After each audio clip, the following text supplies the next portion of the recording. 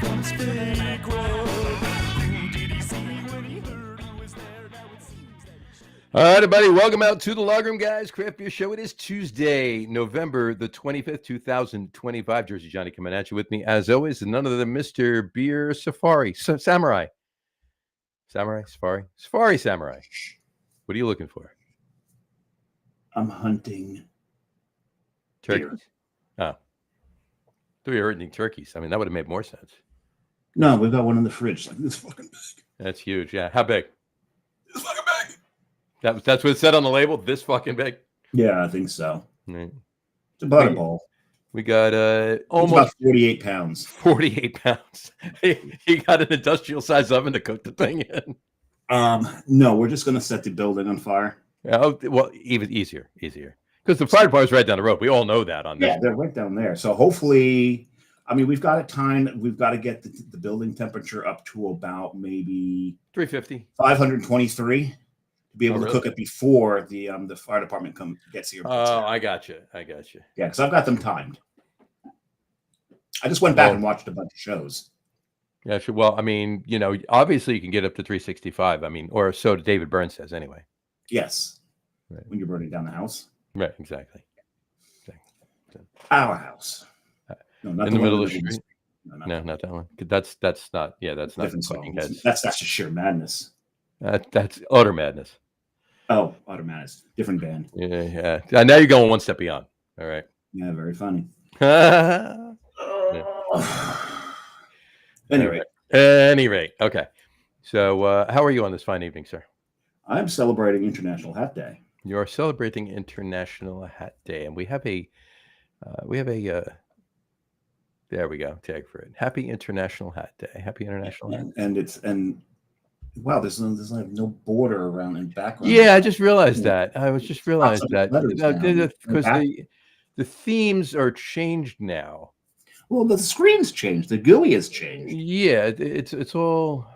And now I've got this on-air thing on the top of the screen. There we go. There you go. That's it. So yeah, they've changed a lot of things here. So we'll see. Maybe it'll work better. There we go. Now that's better, right?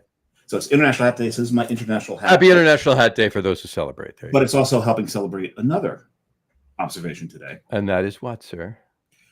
It's Safari Day. World Safari Day. Happy World Safari Day, folks. So anyway, I'm done hunting. I'm gonna put these back on. I think you should. And turn the volume down a little bit because I had them turned way up so I could hear it. How's your ears? Oof, that hurt a little. Did it.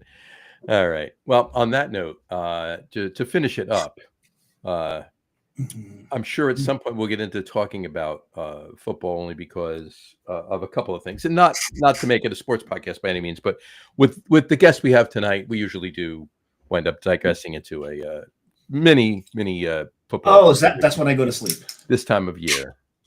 So, but in any event, on that note, football in other countries could be mistaken. Well, this could be mistaken for football by Americans, but it's certainly not mistaken for football by people that play it. It is also National Rugby Day.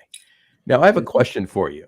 Now, I know rugby is played here in the States, but it's really not an American thing. Yeah, when soccer's more popular amongst people than the sport you're talking about, then it's really not right.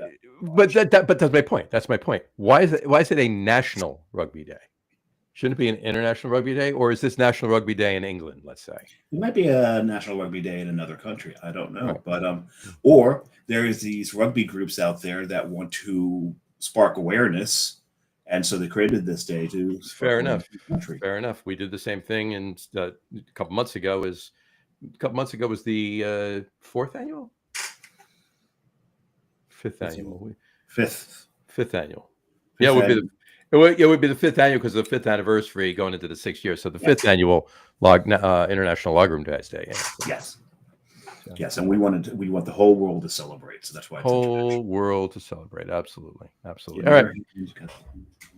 He's got the whole world. I've got a almost whole beer in my hand. Yeah. I want my whole beer too, and it is time. It's that time. I'm thirsty. Let's bring our guest on. Please welcome to the show, Mr. John Staradumsky. How are you, sir? Brew Guru himself in the house. Guys, glad turkey here.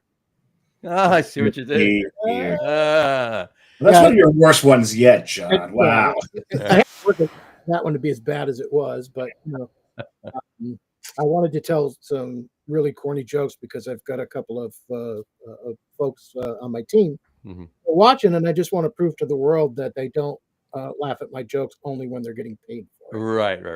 Okay. Right. Yeah. So I thought you were going to say you wanted to tell a few corny jokes because you've got ears. Mm-hmm. Ah, yes. Oh, that was. There's a kernel of humor to that, I think. So There's a kernel of humor to that. Yeah. Absolutely, 100%. but I would never miss this show for the world. This is. It's just he the stalks Thanksgiving us. show is the one where we all get so sauced you'd swear we were cranberries. 100%. Exactly. And it's funny because it's actually the day before Thanksgiving, not 2 days before Thanksgiving, is Taiwan Day. Which is because that's really when like all the college kids come home, all meet at the local bar again. Right. And now they're drinking legal. So yeah, exactly. Well, ish. A big day in Formosa, I'm sure. Right. Absolutely. I like to call it amateur day. There's that too. That's why I won't leave the house. Right. Exactly. Yeah. My and I'm sure I've said this before on past shows of these. My Wednesday night consists of preparing the lasagna, because of course we have lasagna on turkey. Well, I thought we were going to talk about that later. Well, no, I'm not saying. No. Because I'm thirsty. I want to drink. Can I drink? All right, fine. I'll get to it later. You talk. I drink. We'll talk. That's good. You talk. I drink. Well, what's John? What are you drinking first? Go for it. I have. This is a beer I've been looking for a long time. You guys know, of course, Doppelbocks are my favorite style. That one ran away with me there, but I've got this is a Hofbrau Winter Special, and it's actually the same as Delicateur, right? Oh, we got a live one. Check out John's. Is that the Delicator? Yeah, it is under a different label. They sell it here as the Delicateur and the Winter Special in this market. Nice. I've never been able to find either one of them, and they this year when I went to Helen for Oktoberfest, the Chat Street Tap Room had the Delicateur on tap, and the keg kicked right before I got there, of course. Oh, of course. But I found a few bottles of this in one of the bottle shops there. So, it is. I really like the German tradition of Doppelbock for Weihnachts beer, Christmas. Their Christmas beer, right? Yep. Mm-hmm. So this was the perfect one for the show. I figured to start it off anyway. I almost picked up a 6-pack of that, along with a 16.9 ounce bottle of the historic Doppelbock, the historic winter Bock. It's lost me too, John. Yeah, John's had it. From Italer. Oh, Italer. Yeah, the Curator. Not the Curator. The historic winter. It's basically the Curator, but it's the historic one. It's it's just aged a lot longer. It's aged a lot longer. Yeah, exactly. So fortunately, it was only a little bit of that. Well, it is last year's, right? So just like John's only got a little bit left of his first beer. This is true. Oh, it's John. Both of us. I think it got all excited because Lucky's barking. Nope, that's not me. That's Heidi barking. Yeah, it's the storm here, and she's going nuts. So. Okay. You guys got some weather up there too, I understand, right? We got some weather up here. It's just raining a little bit. It's just pissing. Yeah. So what are you drinking there? Same thing you're drinking. Right there. Started off. Oh, you're not drinking that. Oh no, that's what you're thinking. I'm drinking. So what I sent John the style of this beer, I said Celebration Clone. Celebration Clone, yeah. I mean, they even gave it the same exact color. Exactly. Of that, and you know what? Unless you're drinking them side by side, You'd still know the difference. Yeah, it's good beer, but it's not It's celebrated. good. It's good. It's they've almost got that hop profile down. Yep. Right. Yeah. It's they've got the same hop profile It's pretty close. much. Almost nailed it. It's just with celebration, those hops hit you immediately. The malts hit first, and then the hops kind of take over. Yep. 100%. I have Yeah. not had a celebration ale that I have not met a celebration ale I did not like. Right there. That you It's did very not good drink. this year. That I did not drink. There you go. It's even better. Yeah. So Very Cheers. good this year. And cheers to you, fine gents. Prost. Cheers, Prost. Close. Salud. I'm drinking almost everything tonight out of one of my Prairie Artisan Ale holiday bomb glasses because I've got a decent collection of them now. So this is the new one this year. Mm-hmm. That's nice. Because usually on this show I drink not the oldest I have in the fridge, but the oldest that I have doubles of. Right. And I'll be drinking that tonight out of the glass it's supposed to go in. The year it came out. The year it came out. Very nice. I've Very seen nice. the beers, but never the gift pack with the glasses in them. So Yeah, you know what? He gets a gift pack all the time. I've never gone to Boonton. I've never gone up to Boonton and gotten it there. Actually, I didn't go to Boonton this time. We went up into Putnam Oh, you went County. up to That's right. I went to That's the right. Chicos. You went to the Chicos. Oh, right. the Chicos is dangerous as fuck, John. Oh, you know what I found there? I found A lot of beer. tweak. You found a tweak. Yeah, they got a That's- bunch of them actually. They've got a bunch of Avery up there. And I looked. Did they have any Old Jubilation? No, they did not. I checked. Trust me, I checked. I have They did not one more. I have one more. I'll be drinking it. I'll drink that on the Christmas show. The show we do on December 23rd. I'll drink it on that. But it's but that's it. no, That's the last one. yeah, I didn't see any old jubilation or hibernation this year. Mm. I'm going back Friday, Well, Old Jubilation is done. but It's because San Miguel bought Avery. You were Yeah. aware, right? Now San Miguel bought Founders, and they left Founders alone. Founders is brewing all their beers and bringing some back. They just brought back CBS this year. I was hoping they put out a post, John. They put out a post, and they put a bunch of older beers that they haven't released in a while. And one of these will be coming back. We won't tell you which. And one of them was Curmudgeon's Better Half. We're like, Nice. oh, please let it be Curmudgeon's Better Half. Nope, CBS. But which I've seen in the stores already. yeah, which is fine. But I didn't see any, but I did hear CBS was coming back this year. yeah, it's back. But they have they bought Avery, and they how many beers was Avery doing? 30,000 different beers, right? Yeah. Yep. They've relegated Avery's entire annual portfolio to 10 beers. And Old Jubilation is not on the list. Oh, that's And the criminal. reason they did that is because they're using the majority of the tank space in Boulder to brew all day IPA 15 packs. Ugh. Yep. Well, maybe they'll rotate it back in, after they've built some demand back up for it. We can only hope. We can only hope. We can only hope. So what I was actually thinking about doing on the 23rd, right, is I was thinking of drinking the Old Jubilation, drinking one of my other Anchor Christmases, drinking a 21st Amendment fireside chat, Mhm. and getting a hold of Rogue's Santa's private. Santa's Little Helper. Santa's Little Helper, whatever it was. Yeah. Yeah, they just And they Santa's announced Little Helper is who is that? That's not Rogue is the Santa's private Ro- reserve. Santa's private reserve. Yeah. I was going the right way, yeah. Santa's Little Helper is it's California, but Yeah. it's West Coast. I can't remember who does that. Was it? It's not Anderson Valley, is it? No, it's not Anderson no. Valley. It's one of them. But yeah, no, Santa's private reserve. Yeah, getting a hold of that somewhere, and then having 4 beers on the show that are done. Santa's Little Three of the Helper. breweries are done. Avery's not done, but the beer. Oh, it's Pizza Port. Pizza Port. pizza Yeah. port. Right? Yep, you're right. McKellar does one as well. It's good. I think it. I was hoping that Rogue had done some private reserve for this year, but I haven't seen it.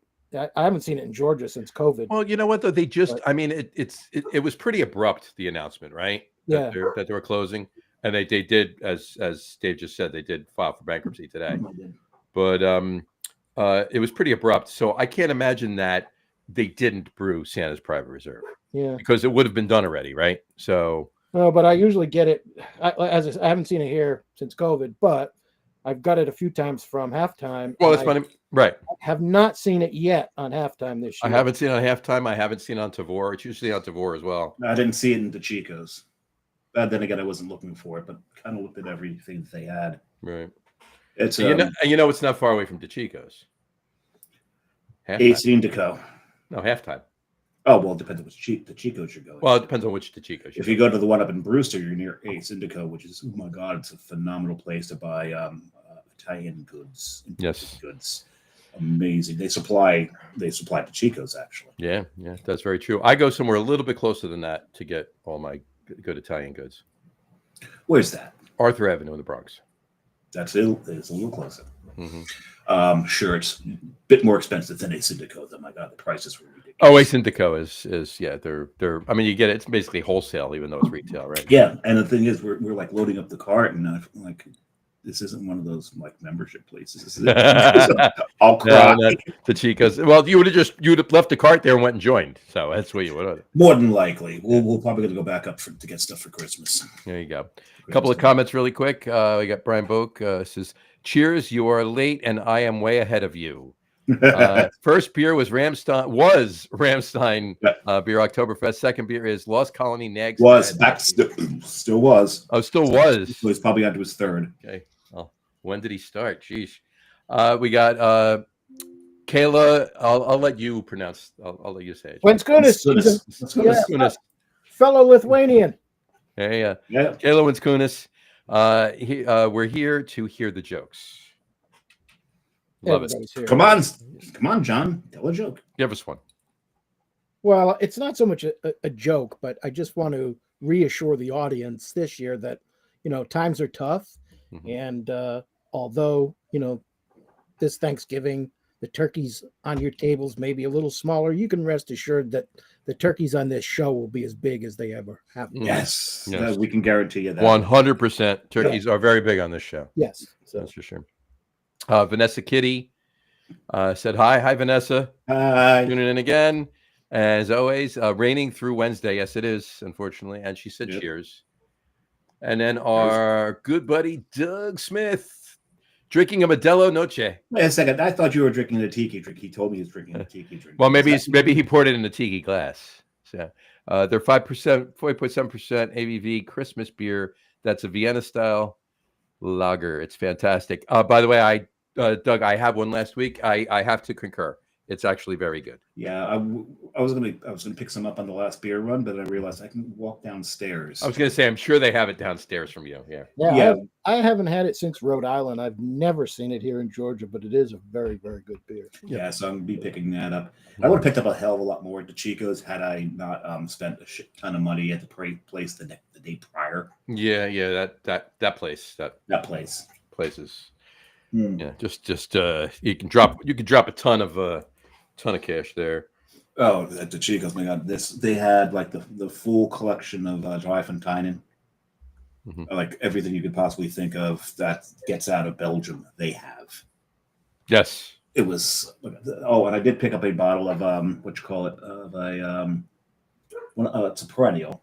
I think it's a blueberry sour. Oh, nice. Yeah. Brian Bogue also said he started about 6:30. He assembled the Brew Tools B150 Pro today. His new his new kettle, his new toy.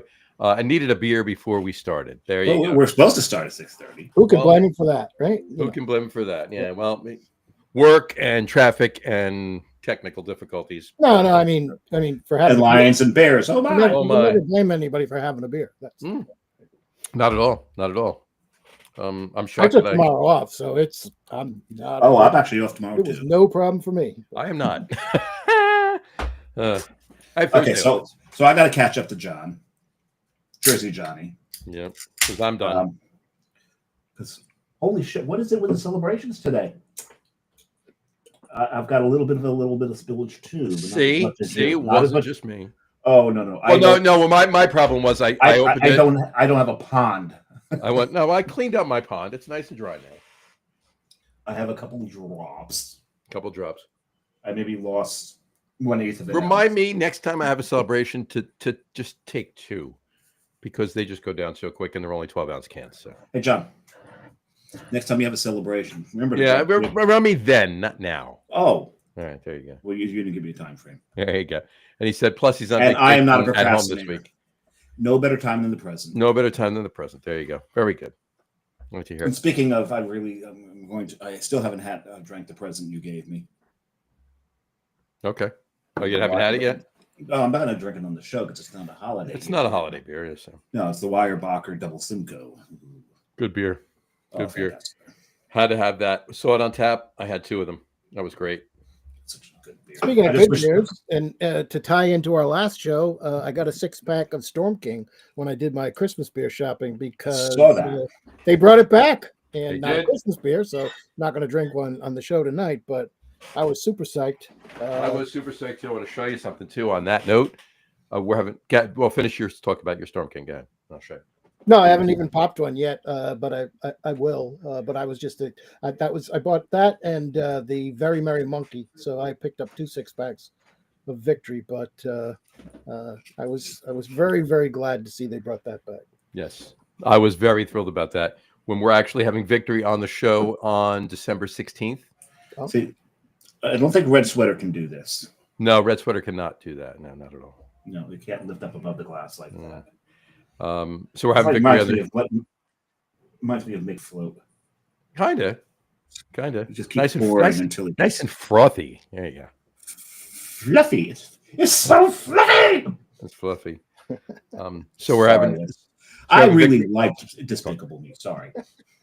Is this thing on? Hello. Yeah. We're What? having Victory. We're having Victory on the show on December 16th, and my good buddy Pat from Victory, who's coming on the show, Who? dropped me off. Pat Reed.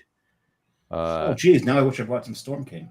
Dropped me off a present the other day. It is a 2013 bottle conditioned Storm King. Oh, geez. Nice. That's a beautiful thing.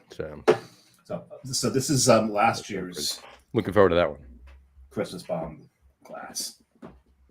Very nice. I was just a prayer on the back of that. So you got Santa skateboarding on this one. You gave me one of these too.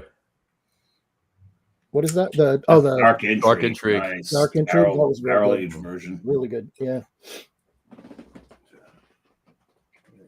Very, very nice. Looking forward to that.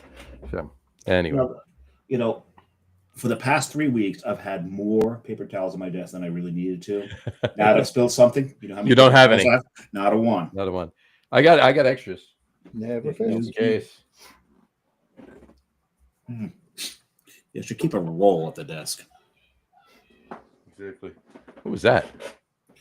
That would probably be Maddie 2 rooms over. Oh, okay. Fair enough. Getting really exciting. I won't even say what the things I heard coming out of that room the other day, but But on that note, Doug Smith said, "Tell Victory to bring back Hop Devil. I can't find it unless I drive to PA. It's definitely out there. it's out there. I see it every day. So it's fantastic, and it's delicious as ever. So enough of the monkey. I Yes, agree. I I agree. Although But- the Very Merry Monkey I've always been a fan. Well, Merry Monkey's only been around for 5 years now, right? So, Right. but this is different. The Very Merry Monkey is it's a ginger bomb. Mhm. I mean, it screams gingerbread, ginger ale, ginger and Marianne, all of that. It is, but it's to the point where it's actually slightly less potent. It's 9.5%, whereas Merry Monkey was 10. Mhm. But I think there's so much ginger in it that it occludes. They still call it a Belgian style ale, but I don't get the Belgian funk the way I did in We the don't get Merry the Monkey. yeast.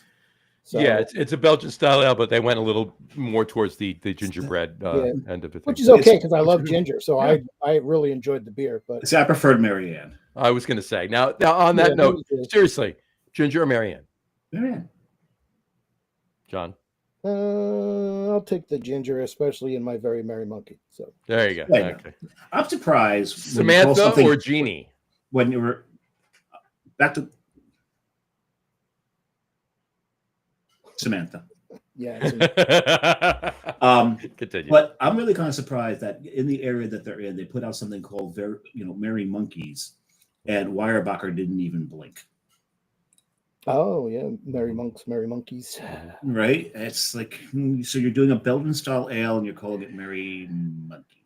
Mhm. And we've had Merry Monks out for how long? Well, a monkey and a monk are two different things. It's not a variation of the word. It's two different particular Yeah, things. there are, but I've seen cease and desist exist because someone put out a 9 that looks suspicious, look slightly like Magic Hat's number. Or no, they Out put of out a 6 that looks they suspiciously put like a they 9. put out a 6. Hey, you know what? If you turn the 6 upside down, it's a 9. You have to stop using it. Absolutely, yes. But they won that. That's Some- why I'm not a big fan of them anymore. I call them Magic Acid. Well, the same thing with Trogs. Sent a cease and desist to Fegley's for Rudolph. Rudolph rather than Mad Elf. It's Magic Hat's not even Magic Hat anymore, though. It's brewed in Rochester, right? It's now. brewed in Yeah. Rochester, yeah. Yeah, it's brewed by Jenny, so it's Mhm. not Ringwood. So it's. I mean, I had a number 9 not long ago, and it wasn't bad, but it's not what it. It's not what it was. It's not what it was. It's not The what magic it was. is gone, Magic is gone. unfortunately. and the thrill is gone. The thrill is gone away. So, yeah, I'm ready. Johnny, you still working on your first there? It's almost all gone. I'm ready for another. Are you ready for the I think it's time. What do you think? one? The one. I think it's time You for the guys one. gonna go with the I'm gonna one? get the one. Let's go with the one. Here, these the 2 old farts are gonna show off real old barware here. Though of the 3 on the screen, well, the 2 of the 3 on the screen. But when it comes back to 3 on the screen, I'm actually in the middle. You're in the middle of the two. You're the middle fart. I am the middle fart. I'm the oldest. I'm the mezzo fart. the Mezzo fart. I opened that one very slowly just in case, but I didn't need to because Guru's the grande fart. Grande And fart. John's a piccolo fart. Age Oh, comes okay. with no. John's the Guru's the venti fart. You're the Venti. grande fart, and I'm just the tall fart. You're a tall fart. You are a tall fart. That's not easy to say. You are a tall fart. You are a tall fart. Easier the second time. How we doing, guys? Now, see, John, you got Guru. You got yours way back in the day. This particular class, right? No, I've only had this glass a few years. I got 2 of them now, in case I, knock on wood, break one. Yeah, I'm doing the same thing. I'm still going to keep the search up to grab that second one just in case. But we have the. There it is. There it is. Winter Warmer. There you are. The warmer original says right on the label since 1988. And since 19. There we go. 1988 in proper glassware, both of us. Yeah. There you go. There you go. So proud of you both. There you go. yeah, I was looking for a Harpoon Winter Warmer glass for Cheers, John. ages. Cheers. Cheers. And just couldn't find it. And then finally, one day it came up in my eBay search, and I was so excited because I won the auction, and the guy's like, I lost the glass. I'm sorry, I can't ship it to you. So I had to wait even longer and finally got one. But it's a treat every year. It just really wouldn't be the holidays without it. In fact, I have a stash from prior years that I saved just in case we can't at some point. But we tons of it this year, so that's a good sign. They made tons of it. They did. I always save at least 1, if not 2 or 3 bottles from each year. Yeah, So this year. This is fresh. yeah, this is too. But the spices preserve this beer very well over the years anyway. So They do. Oh, that's fantastic. I love that this nose on this is fantastic. I love it. The nose. The nose. Very nice. Got this cool. Oh, this one's not for long in this glass. I'll be finished with this very quickly. And then Doug just said old geezers. Oh, yeah. Well, And I imagine that Mr. Smith. oh, it's still up there. Oh, Yeah, sorry. I'm sure just I'm for the sure Wado he's- Tiki Mug Brewery. I'm sure he's up there. Absolutely. Yeah, I got it. Well, Dave, I told you about that one tiki bar in East Nashville we went to. Is all Yep. all Star Wars. Star Wars. Yep. Star Wars themed tiki mugs. They were fantastic. did, I'm trying to remember if there was a Watto one or not. I can't remember. Yeah, there is Watto. No, at that bar I meant Sorry. in Nashville. But I found a historical listing on eBay, and it only went for like I think $45. So Nice. encouragement for Doug if There you go. they ever do get one. It's Doug's not- trying to drag us all into tiki. Yeah. Yeah. No. What I tell him? I told him months ago that I will not start a tiki mug collection. And yeah, what's that behind you? No, it's It's over there. No, oh, that was behind you last week. Now you moved everything. behind me. to You the know, I put German stuff back here because I knew we'd have John on the show. This is actually the shelf's going bye to put the one of the sofas in here, so we've got room for the Christmas tree. Gotcha. But no, the tiki mug collection is over. Where is it? You go this way. No, wrong way. It's over there. Oh, there it is. Second shelf down. Tiki ho. What'd you call me? I called you a tiki ho. You heard me. Appropriately. He Yes, blames Doug. It's all he's been corrupted. So I've been corrupted. Hey. And I don't know if you also saw the shot of the bar and all the friggin' rums that are on there now. Oh yeah, I've got quite a few. absolutely. Just picked up one from this place in Westfield called Sunrise Cellars. I think Jersey Johnny's heard of it. I've heard of the place. I picked up a Pussers.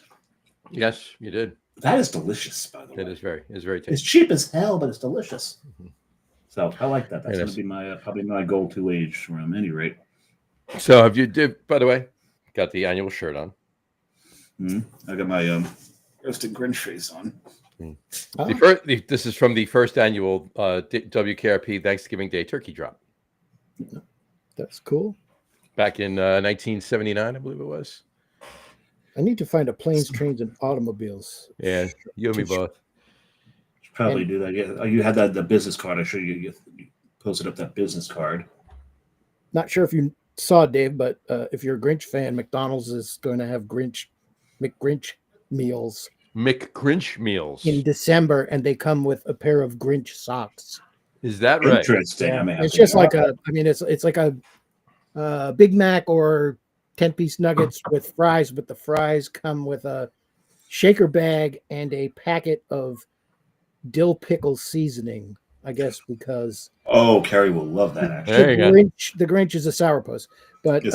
Right. and it comes in a Grinch bag and all that, and then you get a pair of Grinch socks. I think they have 4 different pairs of Grinch socks that you could get. You're a mean one, Mr. Grinch. well, you see what's written under Beer Samurai? Your heart's an empty hole. Seasick crocodile. Yes, there you go. And a seasick crocodile. Give Prairie me High first Road. menu, I take the seasick crocodile. There you The first time I Very wore good. this shirt in public was at the Cloverleaf Keg Tree lighting. go. Oh yeah.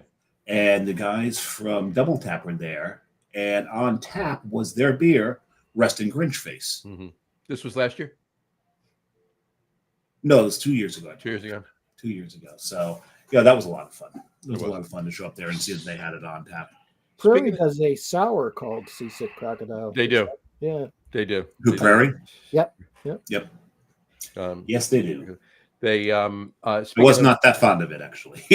Yeah, Speaking I of- have a few cans left, so I think I probably wasn't either, or wouldn't have. been. It's okay. It's a kettle sour. It's a kettle sour. There's nothing intrinsically wrong with it. It's not a Prairie Bomb. It's But not a it's, prairie bomb. but it's It not. might have bombed because I haven't seen it Right. since I bought it the first time. But Yeah. It came in a four Four pack. Mixed Came with in four mixed different pack? beers. Oh, It was a mixed pack of 4 different beers. I think I, I got a 6-pack of it though, so that I was- think they definitely sold 6. Yeah, it was- it's it was, sold separately. Yeah. it's the 12-ounce can, so it was a 6-pack. Yeah, Yeah. 12-ounce cans. So I saw this today. Everybody's jumping on board. Tito's actually put ugly sweaters on all of their bottles. That's awesome. That's cool. That's pretty funny. That was good. But yeah, I love this shirt because that's one of my favorite. You know, my favorite. Not to do top 3 lists or anything like that, but my two favorite, my top favorite TV show for Thanksgiving. My top favorite, because there's how many Thanksgiving episodes of different sitcoms that we love are there, right? But my favorite is definitely this one, the WKRP in Cincinnati, the turkey God, drop. that's my Guys, when weakness. this, I thought turkeys could fly. Oh, the humanity! And then, of course, what I was going to say before, and we won't get into our later on in the show. We'll circle back to it. But what I was saying earlier was what I do tomorrow night, because the lovely Jessica is Working. it's amateur night, so not missing that, right? But I make the lasagna. That's what I do. That's my night. So I get home. I whack the weeds. Well, thank you for that information. We appreciate that. There was a Discover commercial with I can't remember the actor's name now. Harry and the Hendersons. Lithgow. Oh, John. Oh, Lithgow, John yeah. Lithgow, yeah. Anyway, So, sorry. I remember that now. I got you. Remember it? I Yeah, I whack do. the weeds. I whack the weeds. No, I make the lasagna because obviously on Thanksgiving we have two meals. We have the turkey. We also have lasagna first. We have lasagna early. We have lasagna like the beginning of the second quarter of the Lions game, and then we eat the turkey like around halftime of the Dallas game. So There's a big ticker and there's a big board. There's a wall. board, yeah. Everything's timed out. It's with the alarms go off, we sit down. It's a whole process. Halfway through the Lions game, sir. Exactly. Lasagna. Anyway, Time to noodle up. But no, so I'll get home. I'll make everything from scratch. I'll make the sauce from scratch. I'll make the lasagna from scratch. Put that in. I don't put meat in the sauce. I make little tiny meatballs. I make about like 500 tiny little meatballs, and I sprinkle them throughout the whole lasagna. So just how my mother used to do it and pass down whatever. So I do it too. So, but anyway, I'll drink some beers while I'm doing it. And at some point while the lasagna is prepping or something's whatever, I take a break. Let's put it that way. And I sit down for an hour and 27 minutes, I believe it is. That's and I time watch too. And I watch. Well, I just said that to be facetious. And I watch Planes, Trains, and Automobiles. Ah, there you go. There you go. It's annual for us, just as annual as replaying the butt fumble on Thanksgiving Day. There you go. And, we could eat anything, and it would be delicious watching that. Watching that over and over again. Yes. Which actually was a Thanksgiving Day game. It was a Thanksgiving Day game. Yeah, it was 12. It was 13 years ago. Yeah, 13 years ago. And somewhere in my break from cooking, I play on vinyl now, Alice's Restaurant. Oh yeah, yeah. Well, that's in the morning on Thanksgiving. Early on, I'll put that on. Yeah, then early on Thanksgiving is when it's. Yeah. Usually, once I get bored with the parade. There you go. No, which means 5 minutes in. I listen to it while I'm prepping the turkey before the parade. The parade? Oh. I listen to the parade while I'm prepping. No, I listen to Alice's Restaurant while I'm prepping the turkey. And then once that's in, I usually time it. A lot of people don't know this about John. He is a huge Al Roker fan. Big Al Roker fan. Yeah, me and Al were like this. Yeah, he just does listen to that. I actually met him once. He's half the man he was then. Yeah. Now. Yes, he absolutely is. But quite literally. But then I'll sit down and watch the parade, and everything's in the oven. Everything's cleaned up. All the turkey shit is thrown away, and there's even stuff in the oven that wasn't supposed to be. Exactly. Because John's been drinking and not paying attention. I sit down, and what do I do when I turn on the parade, Dave? You open your your second one of the season now. Celebration. First one of the new batch. Yes, I do. See, because this I follow along with you, John. This is last year's. Yep. Oh, that's what it does to you. I have the new one downstairs. I just don't open it. I don't open till Thanksgiving. I've got the new one over there. It is. He actually puts a label on it. Do not open till Thanksgiving. Yep. I put timed tape on it. It doesn't release until early AM on Thanksgiving morning. Very good. It's right there on the board. Exactly. Open can. You can do it. Usually, I won't drink anything on Thanksgiving. It's usually too much of a madhouse around here. We've got with 11 grandkids running around all over. Although this year we're not going to have a ton of them. Oh no! No, they've all lost weight. Yeah, now it's a half ton. Oh. No, Dave tried to do his best, John. It was good. I owe you a beer for that one. There you go. Okay. Yeah. Next time I get down there. You got it. But anyway, it will be a Taco Mac. He won't pay. Yeah, anyway. definitely at Taco Mac, or I don't know, maybe Did Tucker. you just say you were a Taco Mac whore? Who, me? Oh yeah. Said or, all right. I walk in the door and they're like, John, but yeah, well, they know me. So Nice. Great to go to a place that knows your name. yeah, where everybody knows your name, Where everybody knows your name, yeah. and they're always glad I came. And usually you are too. Yes, but anyway, I usually get up real early and go out and hit. Total line opens at 8, so I'll tell you that in past years the selection on Black Friday has been a lot better than it's been lately of special stuff. And I'm not, obviously you can still get the Bourbon County beers now, but Oh yeah. Guinness had special releases, and we would see all kinds of stuff. Oh, and speaking of special releases, I don't see them anymore. this is the second year in a row that Yingling is not doing the Hershey's Porter. Oh, they're not. Oh, Yeah. yeah, that's They didn't do it last year. They're not doing it this year either. Interesting. Yeah.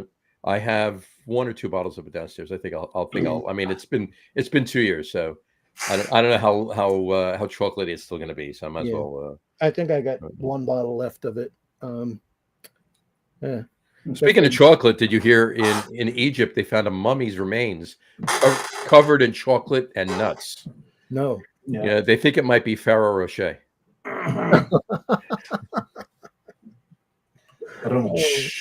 really should get the app up because we're getting a lot of drug shots on this. I'm waiting for Steve Martin to come on the show, but All right. King Tut. Nice. Was it born in Arizona, moved to Babylonia. Babylonia? Yeah. Babylonia. Not Babylonia, Babylonia. Yeah. Babylonia. It was Babylonia. It was. I think that's in Pennsylvania, isn't it? Mm. It's right next to Blue Balls. Yes. North of Intercourse. Yes, because right between Blue Balls and Paradise is Intercourse. It's Intercourse, exactly. Literally on the map, same road. You can go from Blue Balls to Paradise, but you got to go through Intercourse. Intercourse to get there. Exactly. I actually. I've opened my third. You got the Schlafly. Very nice. Oh, yeah. Very I wonder nice. where I got that. I wonder where you got that. Maybe the same place you got the one rum. Very possible. Very possible. So. Yeah. On that note, I just lost my train of thought completely, and my mind just literally blanked. That's usually a good sign if you were younger. Yeah, exactly. But Not so no. much right now. Not so Let's much. see. Not so much. So, It's a lot more common though. Yeah. When you get older, I can. I've been there. I totally wanted to. You guys been talking about Celebration, and Creature Comforts did a winter IPA this year, which is actually more resiny than Celebration. But it's also a little maltier too because it's a red IPA. Mhm. But definitely a pine tree bomb, and I love the hell out of it. I tried it. I'm like, wow, this is great. So I did a side by side with Celebration, and they're, of course, this year's, and they're different, but they're both fantastic. But I meant to stick one of the winter IPAs on ice and have it on the show, and I got caught up in all the other beers I was looking at. Totally forgot. Totally forgot. So, Yeah, because like I said to you on your one post of that beer, it's been ages since I heard a good Yule Gibbons. yeah. Reference. I thought about that old Grape nuts commercial. Grape nuts commercial. Yeah. And that's what Many parts of the pine tree are edible. So. Yeah. Ever eat a pine tree? Yeah. No, but I drank one. So yes, many occasions. There you go. What Dave took some deep thought. Go ahead. Let us know what you think. You got beer in your mouth. He's in deep drink, is what he said. No, I'm just appreciating my my Christmas sale here. This is just a straight up winter warmer, but a It's very, spiced? very well done winter warmer. Just malty or spiced? Yes, both. I like that. A lot. Mm-hmm. I'll keep an eye out on halftime. I'm sure there's things it says on the label here that I've not read that I They can't get read something without the that you get cheaters. that. A warming winter ale that blends spices of the season. That's it. That's what it says here. Also, Schlafly Christmas Ale is a warming winter ale that blends the spices of the season with sweet caramel malt. That's what I said, right? Malt and spices. Yeah, malt and spices. There you go. I nailed it. You nailed it. Nailed it. For best flavor, keep refrigerated. There's this guy with a huge clock sitting in my refrigerator now around his neck. That's Flavor Flav. Flavor. Best flavor. You guys have got me at a disadvantage with all these Santa beards. I feel like I'm in a department store, but I was going to grow one for the grandkids, and I made it 2 weeks, and it was itching like there was no tomorrow. You got to get past that phase. I was like, yeah, I know but I was like, no, I can't do it. It's got to go. Yeah. I can't. I usually let it just, I don't trim it because I normally try to keep it somewhat trim. I normally, this time of year, I let it grow in. So like, I mean, I have the youngest ones right now. I don't have any grandkids yet. I got, two sons-in-law and, daughters that are married, but no grandkids as of yet. But that math checks. That math checks. Well, yeah, it actually, no math on the show. You made it about math. I was going to say, John is not quite at Santa Beard yet. He's still at Yukon Cornelius. Right. Well, that's what I'm doing. Right. But I normally let it grow in a little bit more like my nephews and let that kind of a whole thing. And a couple of them, when they were younger, called me Santa because of the beard and everything else. But I'm probably not going to do it this year. I'm probably going to trim it again. And, I don't know. I haven't decided yet, but I probably won't. We got another comment from Mr. Doug Smith. He said, a ghost of Christmas past, Brew Guru will remember Clipper City Winter Ale, a beer that was pretty damn close to Sierra Nevada Celebration. I don't know if I ever had it. Clipper City. That was good. Clipper City Winter. It sounds familiar. Have I ever had it? Wow. Bring that pitch up and leave. Have I ever had it? Have I ever had it? Like John became Welsh there for a second. To change. People think your voice changes when you're like 11, 12, 13 years old. Nope. Nope, that happens in your 50s. When you're pushing 60, that's when it changes. Yeah. It's the dentures. That's what it is. Man yells at clouds. Clipper City. Man falls asleep. It's at 60. Huh? Man falls asleep at 60. Yeah. Miles per hour and kills 60 miles per hour. Not a celebration clone, but speaking of mid-Atlantic Christmas ales, I really miss the Wild Goose Snow Goose. Right. That was a really great one that Doug will remember.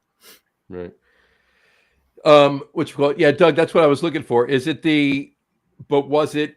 I mean, it was Clipper City Christmas, Clipper City Winter Ale. I know it's Clipper City. It's heavy seas now, but is it the Winter Storm?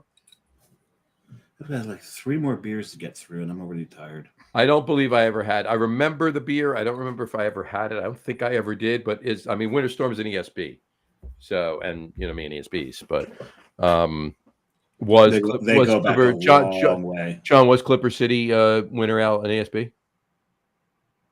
I think it was an IPA, wasn't it? Was it an IPA? Yeah. That's what I'm thinking it was. Yeah. Well, that's what Doug insinuated by saying it was similar to Celebration. Right. Well, I mean, an ESB could be bitter depending on. Well, an ESB can't, but like a regular bitter maybe. But I don't know. Here it is, Clipper City Winter Reserve. I got it on my website. Let's see.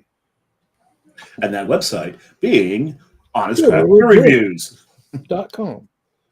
Gotta get that. The shout out. Considering it was just made public rather than a private page again. So you can go out there. You can find that on Facebook. See all the all the Honest Craft Beer reviews that John and cohorts have put out there. Clipper City Reserve. The group is the group is yeah. Well, there you go. There you go. That's it. Yep. The group is That's the group is great. Yeah. Look into that group. That's a fantastic group. Yeah, we did make it a public again. It was today, wasn't it? Or was it yesterday? Private. Yesterday. Well, no, it takes like 3 or 4 days to become effective. So it was like last week, but kind of like me. Yesterday. Yeah. I'd take longer than that. Hey, can you get that done? Yeah, sure. It's just. Hey, can you get that done? Yeah, sure. Yeah, sure. Hey, can you get that done? Yeah, sure. you It don't takes need 3 or 4 days to anything. become effective. Yeah. I mean, come on. I mean, I'll do it. It's no need to nag me 85 times. Yeah, my wife's given up even asking now. It's like, no, that's not going to happen. So I'm gonna open my third, but there's a couple things about it. Number Oh, one, there's a story. well, number one, I'll show you the bottle first. Number one, well, I'll just say it's a Bell's Christmas Ale. You know me and Bell's Christmas. I love I've it. heard of it. Scotch Ale. I love this beer. It's fantastic. But so this is one of last year's. I'm having this now, and this is how it came out of the 6-pack last year. Wait a second. And it's got 2 back Oh, stickers. you can't on open it. that. You've got to save it. That's going to be a collector's item. Like Yeah, Did 500 Scott, did, Well, Scott Wells label that one? yeah, right. Scott Wells. So I was thinking that too, John. I'm like, I'm going to keep the bottle. I'm going to drink the beer. So there you go. If But it was a stamp, you'd be like, you'd be retired now. But Yeah, exactly. But anyway, so that's that. So now I used to have a Bell's glass. No conversation about where that went. But I checked into a couple of my sources to see if I could get a Bell's glass, and there were none to be had. I even tried to order one several weeks ago specifically for this show to have this beer on this show. And what happened, John? I could not get it shipped. I would have had to drive to Kalamazoo to pick it up.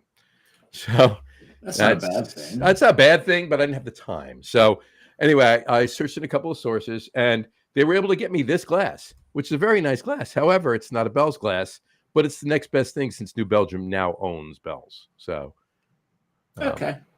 that makes them New Belgium. New Belgium. New Belgium. There you New go. Belgium. There you go. Well, you're good. You're covered. I'm covered. I worked out. You kind of got there. Dave's Yeah. got to look. Well, the thing is, and it works. If It we were works. sitting in the same room, he would be throttling me right now. But It works. No. This works because it's BEL, Right. whereas there should be another one, but this is the Christmas show, so there's no L. Right. There you go. there's no L. It's Yes, puns okay. all over the place tonight. I love it. There Mm. Love it. All right, let me pour this one.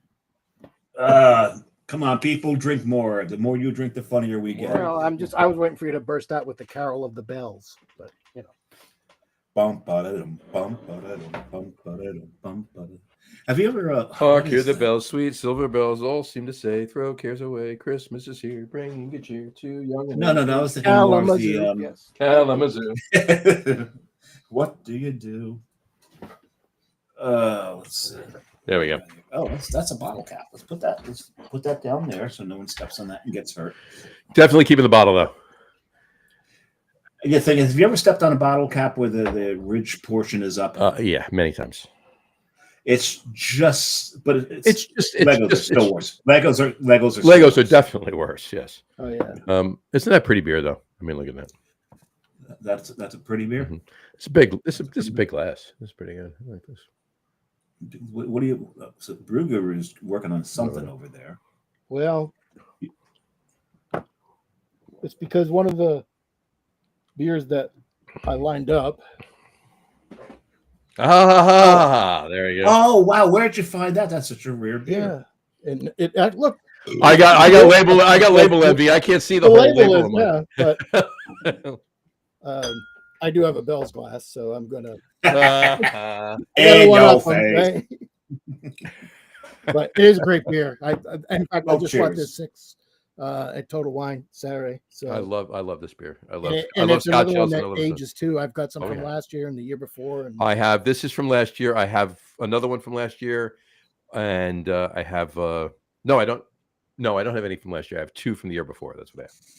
So that's why I wanted to have last year's. But I know Doug's a big fan of this beer too. So absolutely, Doug digging. Oh, that reminds me. Digging actually reminds me. They're currently excavating the largest known dinosaur tibia to date. People are saying it's a real shindig.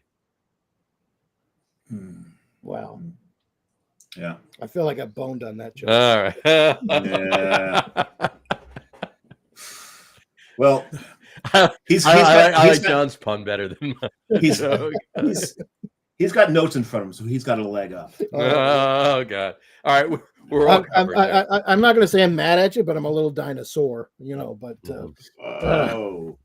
Uh-huh. That's when you sit on the wrong one. yeah, Oh, jeez. All right, on that note. There's so many jokes there that we're going to leave right over Dick there. Smith said, "That's an old Bell's glass. I think I brought Brew Guru that back from Kalamazoo." yeah, that might actually be the one. I think you're right. I've got a bulb glass too, Bell's glass, but That's what I had. I had a bowl. yeah, I think you're right. I think he's right. Sometimes he's left. Here is me, a picture of me and the lovely Jessica in front of Bell's at Kalamazoo. With that logo that's on John's glass. There you go. There we go. So it's a really cool place, and that's the tap room in Kalamazoo right there. So anyway, but I digress. Somebody had to say it. Cheers to Mr. Mulvihill for Yeah. Yep. We're thinking about you, Tom. We are thinking about you. Thank you.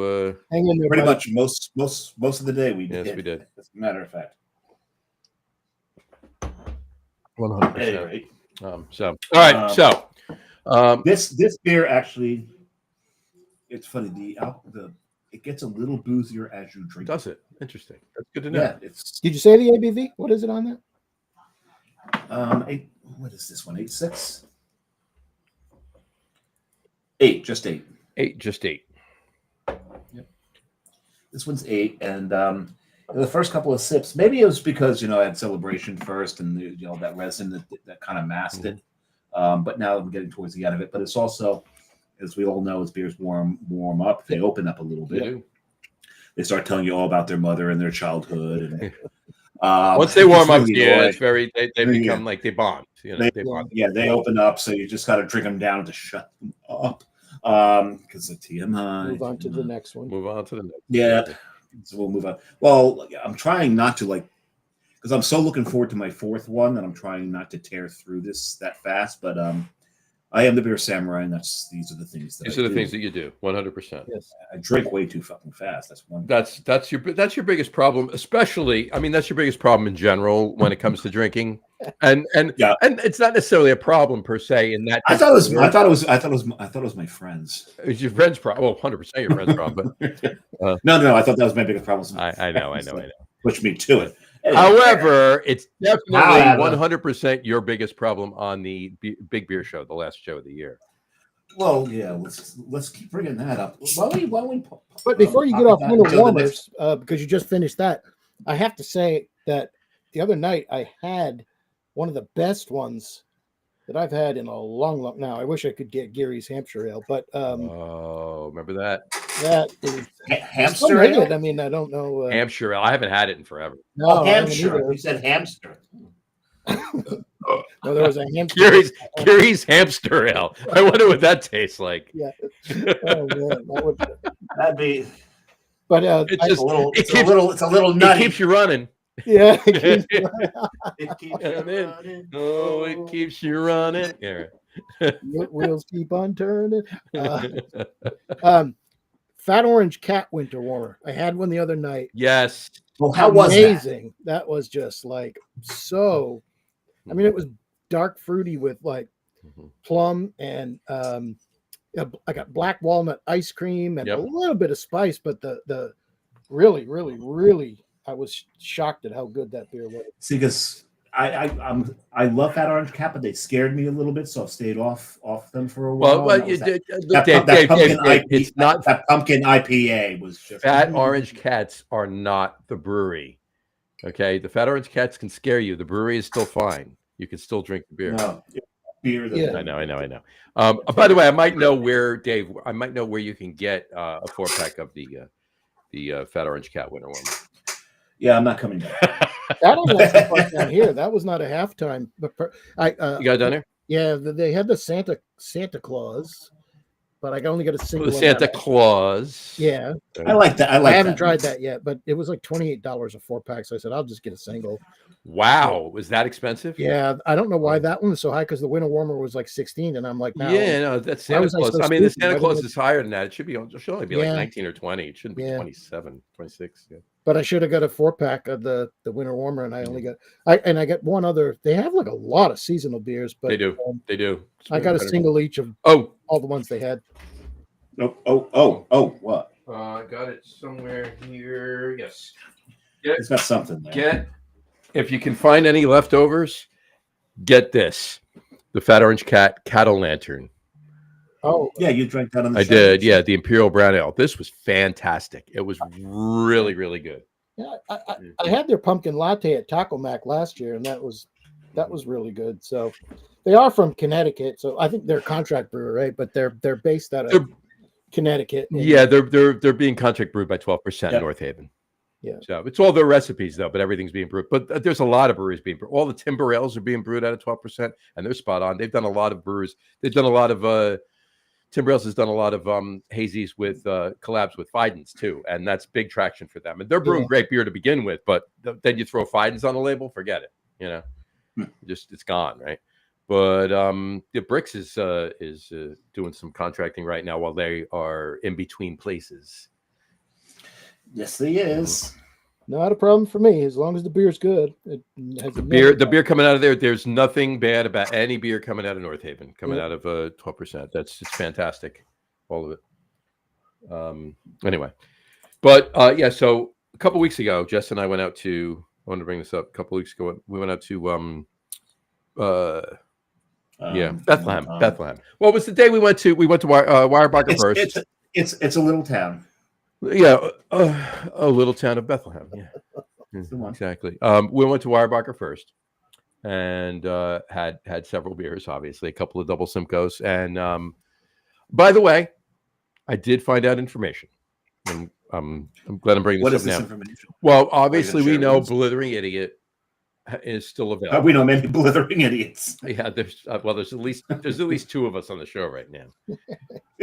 At least two. Well, let's say 3. All right, fine. All right, you guys are fine. All right. Anyway, We're trying not to insult the guests, That's but okay. You know, but whatchamacallit, it's been Staradumsky's not even a guest anymore. It's true. I call this all turkeys. To part-time co-host. Yeah, part-time co-host. Yeah. But so I I asked them. I haven't seen Insanity in forever.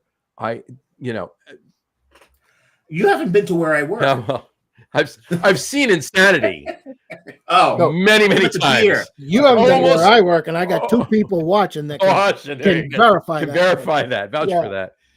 No, I've seen plenty of Insanity almost on a daily basis. But in any event, I mean the beer, obviously the beer Insanity, which is Blithering Idiot, barrel aged Blithering Idiot, right? So best tagline for a beer ever. absolutely. The fool has finally lost it. Exactly. So, which I did find out they do this beer. They release it in January or February, usually right around Super Bowl weekend, maybe just before, a week or two before. Keep an eye out for it. But it's a brewery and local immediate area in Eastern Pennsylvania release. It doesn't go to Jersey, which is why I haven't seen it in forever, right? But you can pick it up. Well, you can go up to the brewery. Yeah. So plan is to the weekend, as soon as it's released, get up there and get some. I have a old bottle of that hanging around somewhere, and I have a bottle of their Imperial Stout.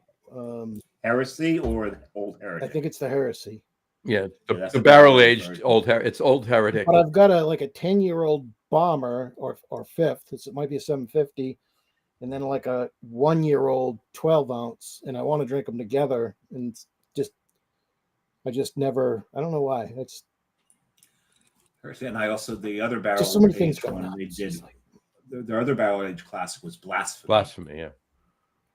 That was the barrel aged Quad. yeah, the quad. Quad. Yeah. Couple comments really quick. Brian Boak did say made with real hamsters, that the Geary's Yeah. hamster ale, yeah.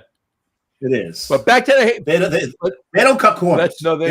They're They're class act. class act. Back to that Geary's Hampshire ale in a little while, John. But Doug said, "I've been to 12%. It's a great 2-room. Yeah, it's a great tap room. I'm assuming he meant it. Oh, I was going to say, some breweries have 2 It's a rooms, great- some have It's a one. great 2-room. Is Abomination brew there too? Abomination Brew's there too. Yeah, I thought so. Okay. Yep. Rod J. Hey, Rod. Cheers. Hey, Rod. Gents. cheers, buddy. Cheers. And Rod says, "Cheers, Vanessa." Cheers, Vanessa, of course. Doug Smith, tap room. There you go. No, he did. Yeah. Great. Okay. And Rod J. Weyerbacher, good stuff. Absolutely. Oh, Absolutely. love him. Love Love him. him. So, and You need to get back up there. That's actually Carrie's aunt's favorite brewery. She's like, I think she's all of 85 pounds. Her favorite beer is Tiny. well, there you go. Yeah. And what's the ABV on 10. Tiny? 10. Yeah, she drinks one of those and she's asleep in her bar. That's all you need. There you go. But it was fine. We went up to Bethlehem though, and there was the Christmas Christmas Expo, if you will, right at the Steel Stacks.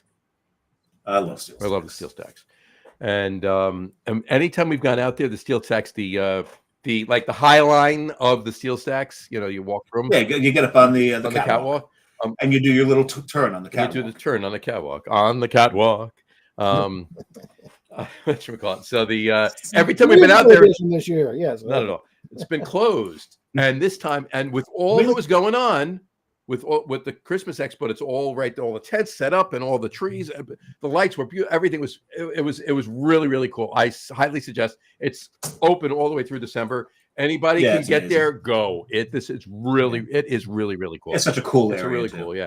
And if you're into gambling, it's right next to the casino. It's literally right up. It's a half a mile away from and there's like 4 breweries and a distillery within walking. But here's the thing, right? If you're at the Steel Stacks, you walk this whole line. And my point is, it was open, so we finally get to walk on it, right? So you walk all the way down to the end. It goes all the way up to the far end. You walk down a flight of stairs across the lot, and you're in Wind Creek. That's how far it goes. And Wind Creek is the casino. Yeah, it used to be the Sands, and now it's Wind Creek. Yeah, but yeah, and if the Steel Stacks it's really a lot of the cooling equipment for the iron smelt. Mm-hmm. So I took a really cool picture while we were standing on that. That is pretty cool. Mm-hmm. It almost looks like a Pink Floyd album. It almost does, right? It really does. There's There another. You're hitting your limit for pictures for one. Well, no, these are not these are not selfies. There was one selfie of me and Jess from 6 years ago. That was it. So, there you go. Well, I'm into my 4th beer. Anyway, but what's really cool is I was getting to this one on a shot. So I said it's like a high line. So when you're walking on this catwalk, it literally is above train tracks. Oh wow! So pretty cool. So, very cool. Yeah. As is the High Line in New York City. That's why I said.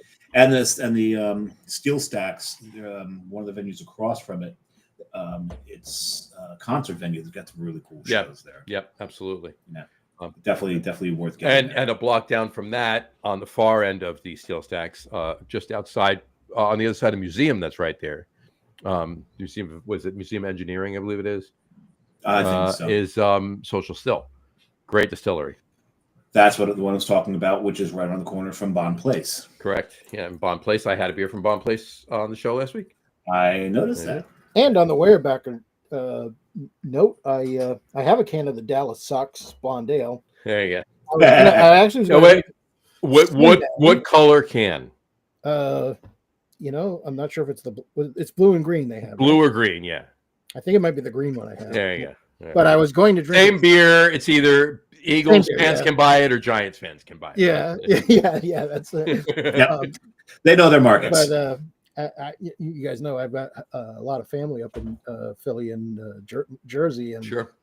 I was going to drink it Sunday, but then Dallas beat the Eagles, so I thought, well, maybe this is not the Sunday. Save it. The Eagles pulled the New York Giants and just no. It was like okay. The first half was the Eagles won the first half. Dallas won the second half. That was they played 2 games. They both played 2-quarter games. They both split one and lost one. That's not how that works. That's not how. Well, no. If you talk to the Giants, then well, it is the blue can, so it's yours, Johnny. It is, sir. There you go. There you go. Look, I won't get into a big discussion, but first of all, let me, and I've said this to you privately, but I'll say it here on the show. Dubious phase. I'll Dubious say it. phase. Congratulations on your first place New England Patriots. Yeah, thank you. Very awesome. There you go. It's, I had faith in the coaching change, if Yeah. you will. I didn't think it was going to be this quick. No, I didn't this either. good, this I quick. mean, I like Mayo. He was a great player, and Oh, yeah. you know, I felt bad, but I like it on a BLT. yeah. Well, you know, I mean, one of the great things Honestly. about Mayo as a player was that every time that, you know, if the opposing team put their hands on him illegally, that they would get called for holding the Mayo. But I never hold the Mayo. yeah, Me on defense, I never hold. I never hold the Mayo either. but Vrabel definitely has more chops as a coach, I think, and Josh McDaniels ain't hurting anything either. He's you know, he's that was a perfect choice. Our offensive coordinators have been terrible since he left. Even under Belichick, the last few have not been good. So I think that has a lot to do with our success and Drake May's success too. So it's just a really good combo. But we're just firing on all cylinders. Oh, you are firing on all cylinders. But my question to you, and this is why I bring it up right now, is how do you think you're going to fare against the brand new defensive coordinator of the team you're playing on Monday night? Well, Doug Smith has got his. I know. I guess, but Doug Smith said December 1st, Christmas comes 24 days early for Brew Guru, and well, the only challenge is Mitches will give us win number 11. All right. Well, John and I are not going to argue. we're not going to argue that, but weakest defense in the NFL, and we let me didn't just do great. Let me just It put was a this out there. squeaker, so you never There's know. Right? neither of you, John or Doug.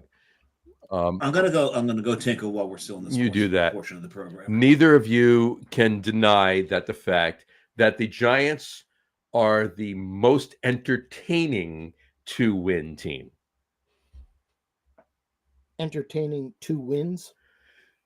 Yeah, well, because I mean they're very entertaining on offense. They're just their defense sucks, which is why they're losing games. I mean, for all intents and purposes, if there had been a competent, and this is my honest opinion, if there had been a competent defensive coordinator in place for this entire season, the Giants would be 7-5 right now. Yeah, but I mean, we just played the Bengals, and their run defense is like one of the worst in the NFL. We couldn't run the ball. Their defense overall is the worst. They're number 32 in the league. And Drake May looked terrible in the first quarter, a good chunk of it. Now, I don't think they had anything to do with it. I think he was just off for whatever reason. So I think, the stats don't always tell the whole story. So No. I think we're going to win, but we've Look, got a lot of injuries. First of all, the game's in New England. You're home. I mean, it's Yeah. not like you're on the road or whatever. But Guru, expect to win with like 35 seconds left in the game. You win. You'll win at the end of the game. That's what we will be up by 2 scores in the fourth quarter with 3 minutes left. And you will win the game. And you'll still win the game. That's what will happen. That's been happens. Every game, except for games that the Giants just should walk away winning, like the Saints, and they didn't. Yep. That has been every game except for the 2 they were able to muster up a win. It's been every game. This year, Brian Boker said, when have they won? Brian, elaborate. When have who won? The Giants, the Patriots? What do you... I'm not sure where you're going with that. He's asking about the Giants, but... I know won at least one game. Right? Well, no, Brian's a big Giants fan. He runs like one of the biggest tailgates at Giant Stadium, and it's fantastic, and we love going there. And I was being facetious because the Pats are 10-2. But no, I know, but I'm not sure. Well, I don't think he's being facetious either. I'm just curious what he meant by when have they won? No. But I mean, we lost to the Raiders and the Steelers. So I mean, it's we one of the things this year is that we haven't. Well, there's been a couple of games we won convincingly, but they've all been a game, right? I actually my son and I drove to Nashville and went to the Titans game. You did, yeah. And that was never. I don't love that stadium. I like that stadium. It's done. they're building a brand new one. They're right building a new one. They're building a new one Yeah. in East Nashville. I know, but Next year I it opens up. like the stadium. So Um, it'll I- be a dome stadium. This is the It will second be a game dome. we've They're been gonna do to a there. dome in Nashville. Yeah, Pussies. I do like Seriously? us. I You think they did. want to host the Super Bowl.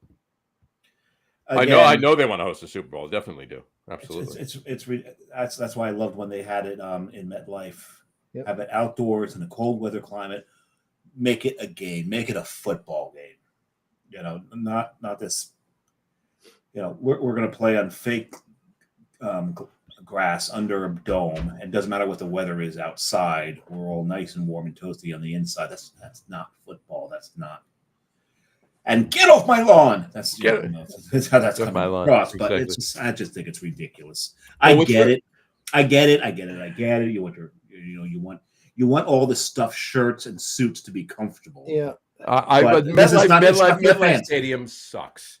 It does MetLife suck. Stadium sucks. It does Giant suck. Stadium was built in 1975, and it blows it out of the blows MetLife away. Yes. And it's not there anymore, and I wish it were. And every Giant fan wishes it were, and most Jets fans wish it were still there too. But But we all know that the Super Bowl and Super Bowl tickets are not for the real fans. no. No, it's just for corporate sponsorship. I had a season ticket all the way up until they moved to MetLife. I barely used it the last couple of years, which is why I didn't take it, because I wasn't going to pay for the PSL. I was barely going. I was going to 1 or 2 games a year at that point. So why was I spending money on the PSL? But back when the Giants went to Super Bowl, both the first Super Bowls, the Super Bowl 21, Super Bowl 25, the face value of the tickets were $125. Yeah. And they went for like 300, right? No, $125. I mean, on a secondary market. Yeah. But back then, scalping was illegal, though. So, I mean, And now it's accepted. But the face value of these tickets is still in the thousands now. But back then, it was $125. Not to bring the, not to go left on the topics and all that, but are you guys still in your third beer? I'm opening my fourth. I've got one. I think John just went for his fourth too. Did you? No, still on the third, but Still on the third? we'll be opening the fourth shortly. Yeah. This is my fourth. What is your fourth? May the fourth be with you. Scaldis? Oh. No. And also with you. I love Scaldis. No, yes. May the fourth be with you. I'm not going to drink it tonight, but I just picked up a Oh, you got a you got bomber. the biggin. Yeah. fifth. I have There's a big fifth. one. Yeah, I actually picked up 1/5 too. I will open that. I will open that at some point with other. A fifth of scotch. No, a fifth of. Well, no, actually, I just got this bourbon too. It's a good New Year's Eve beer, actually. Fifth Well, of did this. you finish the other Weller? So now you got this one. I got Which one yeah. I is it? did. There you go. But in any event, enough about bourbon. No, my fourth one. I need to take it out here. It's a new one to the show. It's a new one to the show. And a new one to me. I haven't had this beer before. I think it's kind of new. Semi. Kind of new. It is Jack's Abbey Toy Soldier. Oh, Interesting. It's dubbed a Christmas lager. Jack's Abbey did a lager. Jack, imagine that. It's that's their first. hold on. Steins for Santa. Oh, that's cool. Okay. All right. Brewed with rye and honey, ginger, nutmeg, and ginger, nutmeg, and orange peel. Step infusion. Indulge in holiday cheer with Toy Soldier, a Christmas lager crafted in the spirit of a grand crew. This festive lager, The crew, you mean the Skipper and Gilligan? the Skipper and Gilligan, right? Exactly. Of the crew, the minnow, exactly. This festive lager features the cozy embrace of honey and rye, harmoniously spiced with orange zest, ginger, and nutmeg. Raise a stein to the season and let Toy Soldier march your taste buds into celebration. Toy Soldier. That's a Into celebration, you're going to have to drink another one. That is apropos, since we really have a grand crew on this show as well. We have a grand crew on the show. We always do. So there you go. And I don't have proper glassware because I actually never had a Jack's Abbey. I've been to Jack's Abbey many times, never bought a glass. But I'm drinking many a pretzel. But I'm drinking out of a treehouse glass because That's not too far from it's there. not too far from Jack's Abbey. So That is not. It is not.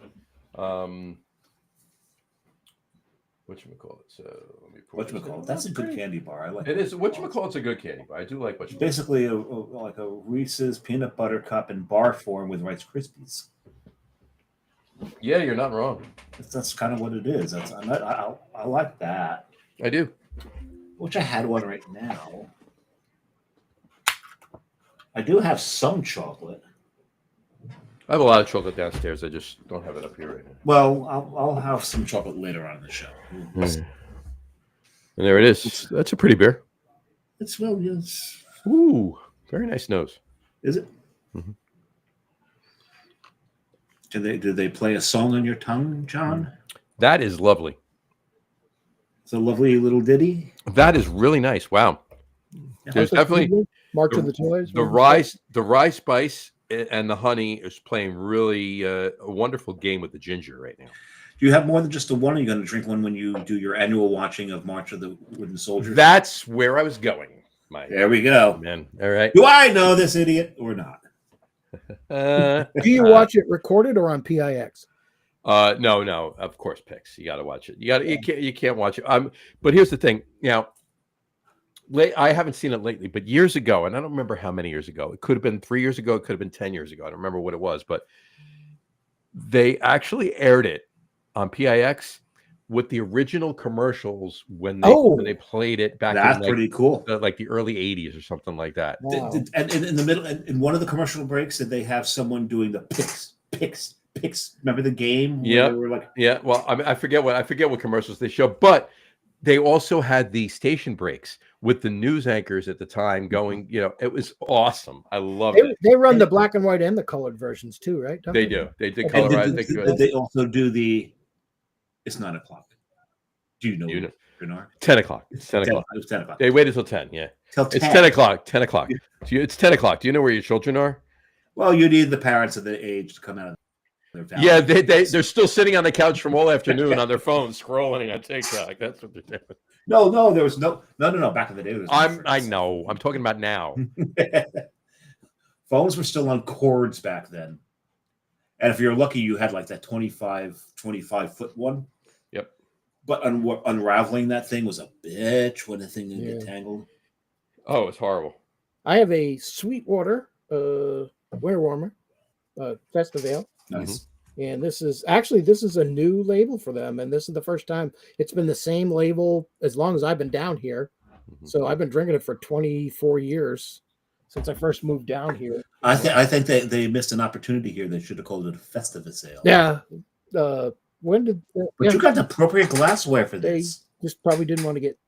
Yeah, that's a sued. Yeah. Sweetwater Festival glass, but it quickly became one of my favorite Christmas ales as soon as I moved down here, and it was one of the few winter ale Christmas ales that were brewed in Georgia when I came down here in 2001. So it's a longtime favorite, and I don't think I've ever had it on the show before. But no, you definitely haven't had it before.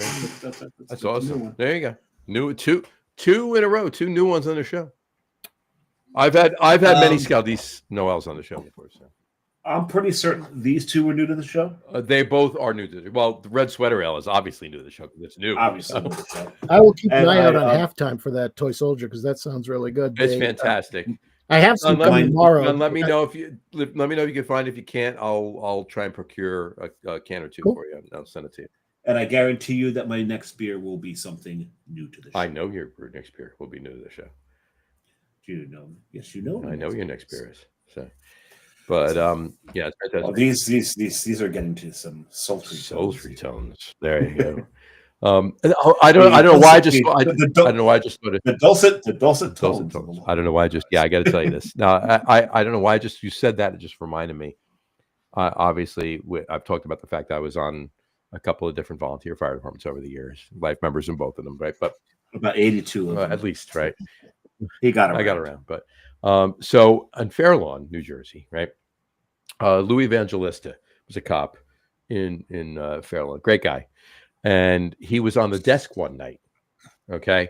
What was he doing? He was on the desk one night at police headquarters, and we had a fire alarm, right? So now he dispatched the fire alarm, right?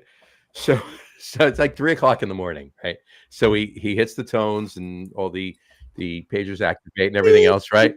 And the message comes over and it's Louis sitting on the mic. He goes, "You're listening to the smooth sounds of WIJ 900. Next up, a fire alarm. You're responding to," and he's talking like it was hysterical.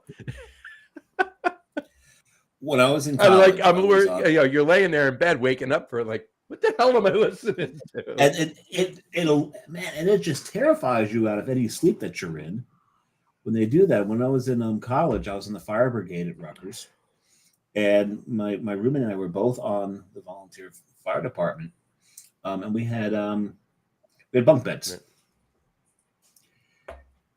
and we both laid the same way, and the plectron goes off.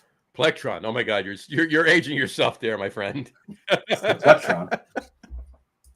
We both wake up out of a dead sleep. He starts to get, now he was in the lower bunk, I was in the upper bunk. I was a little sprier. And as he starts getting out of hell, I jump off the top bunk. My heel hits his head, sends me flying backwards. My head slams into the bunk beds. I land in a heap on top of him, and we both sitting there going, I don't care if this fucking building's on fire. I'm not making this call. After that, we started sleeping, going in different directions. Yeah, that's the smarter thing. No, that was the smart thing to do. Yeah. I still feel that pain. I think I'm missing a section of the skull. One more fire story that's not fire related that people won't like identify with, but listen to anyway. My point. Hold on, They may have stopped. No. I'm just looking at the comments. I have that Doug Smith. I think we've lost about. I got to put it. Yeah. Doug Smith said, all kidding aside, I'm not getting too cocky. Pats can be beat by New York. Look, clearly the Giants can beat the Giants anybody. Can beat anybody. They just don't. Exactly. Right. And then Brian said Giants. Well, Brian, they won one game that they won 2 games that you weren't at the one game.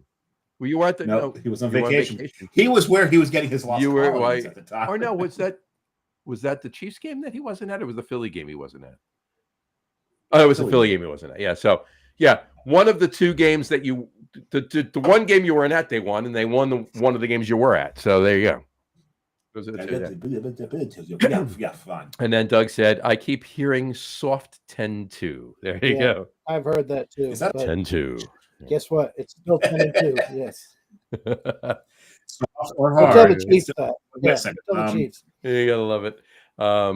Fourth, Bryce said fourth beer. Boke's Blunderbore, great beer. I've caught up to you. Russian Imperial Stout. We both caught up to you. We're both having our 4th beer. Russian Imperial Stout aged with Jack Daniel's barrel chunks and Madagascar vanilla beans. Okay. I just opened my 5th. Oh, you did open your 5th, did you? And this is a new one to the show. Go for it. Because it's a new beer entirely. New beer entirely. And on the show, I have panned this base beer many times, calling it all kinds of dirty names. You have. But I got intrigued by this. Chocolate Elf. Oh. This is from a variety pack that has this year's Mad Elf in it. As we mentioned already on the show, we've talked about it. Chocolate Elf, Naked Elf. So I've always referred to Mad Elf as cherry rocket fuel. Right. So Naked Elf, they've removed the cherry, so it's just sorry.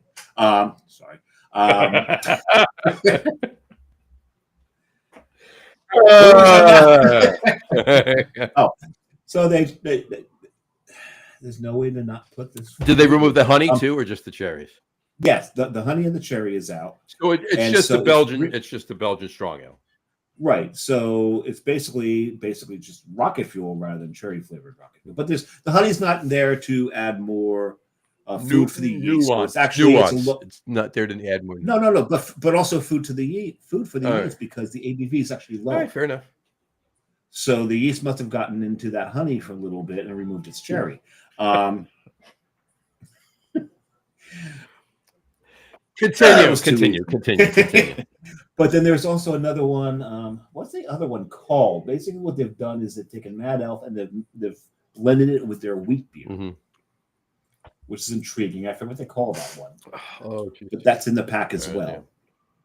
I'm sure the word elf is in it. It's an elf. Yeah, they're all elf. They're all elf. It's not slutty elf. No, it's a costume. I forget what it's called. But yeah, so this is chocolate elf, and I've got it poured into a prairie glass again. This is from Broke out the prairie glassware. Look at you. again. None so of it, by the way, in storage tonight. Nope. This is going 2 years back. Never use the term broke out with glass. No, you don't want to do that. Oh, that's a good idea. That's so. The nose is.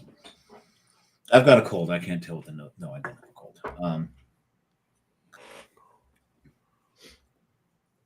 What do you think? Oh God, that's weird. So That's now, weird. is it Mad Elf with chocolate?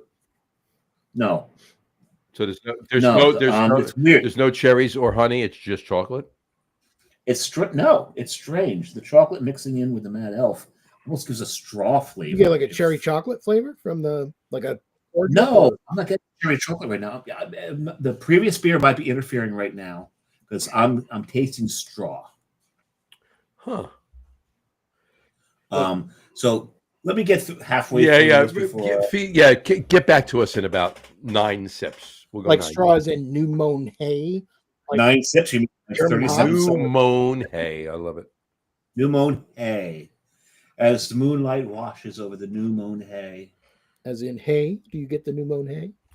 But Did I ever tell you that when Moni? What? no, speaking of hay, did I ever tell you I Hay. drove my great uncle's tractor on his hay farm at 7 years old. And he was drunk. At I was the drunk. really? No, I Drove wasn't right drunk. into the I barn. really drove it. I was not drunk. Okay. He drove it right into the barn. No, I bailed hay. He was on the tractor too, but I was driving it. So You bailed hay? Okay. But he drove it right into the barn. Right through the barn, right into the pigsty. Now, mind you, if anybody out there is listening to they this had that some is, real like works on a fresh farm, they're pork like, yeah, I was driving it at 4. What the fuck are you talking about? So I know I drove my grandfather's tractor at 5. But I drove my parents crazy. I don't know if that qualifies for it. From 1. From one day or week or whatever it was, yeah. Oh, geez. I do have some Mad Elf coming tomorrow. Do you have from? No. It's very infuriating because we don't get troves. He said in something Georgia. bad about Santa and all the Mad Elves did. coming to his house. Yeah. He did. Beat the hell out. He's got a couple Mad Elves coming. I got but they sell in North Carolina. They distribute there, or they did at least for a time, and we'll be there. We're going to Murphy Tuesday, so nice. but I never see it. I never see it there. I've crazy. heard that it's sold there. In fact, actually, one time in Cherokee, I did pick some trogs up. That's the only time I ever saw Cherokee. it. Nice. But yeah, Nice. Ooh.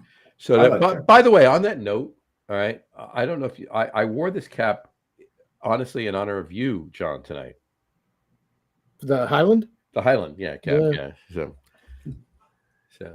I was going through my caps. What can I wear tonight? What should I wear with this? You know what? John's coming on the show. I'm gonna wear my Highland cap.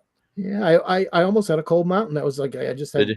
I bought my annual 6-pack of that, and I do believe so. Highland is the beer of the month at Taco Mac next month, Oh wow. and I think they have all the variants of Cold Mountain. Nice. So there's like a coffee Cold Mountain. There's like a chocolate Cold Mountain. There are a number of them. So There's a Brokeback Cold Mountain. Brokeback Cold Mountain. Well, all the breweries have their pride ales. Yeah, I'm not touching that one, but I will have. Oh, there you go. Yeah. But yeah, Highland Cold Mountain is like it has like a cult following in Georgia and North Carolina. It's already on the original Cold Mountain is already on tap at all the Taco Macs, but they're making a big deal about it for beer of the month in December. So That's awesome. Nice. That's awesome. I got to get down there. Not 100% number one to see you, but I got to get to Taco Mac because I mean, Been there, yeah, done I know, that. and yeah, I know. So It's funny. Taco Mac is. But see, I'm going to go down there, and I'm going to spend more than a half an hour with John at Taco Mac. But John Oh, got yes. to meet 2 generations. I got to meet 3 generations. There you go. His son and his grandson were there. Yeah. Nice. So we had a generational powwow. It was great. A generational powwow because you had your son with you. Mm-hmm. Yep. There you go.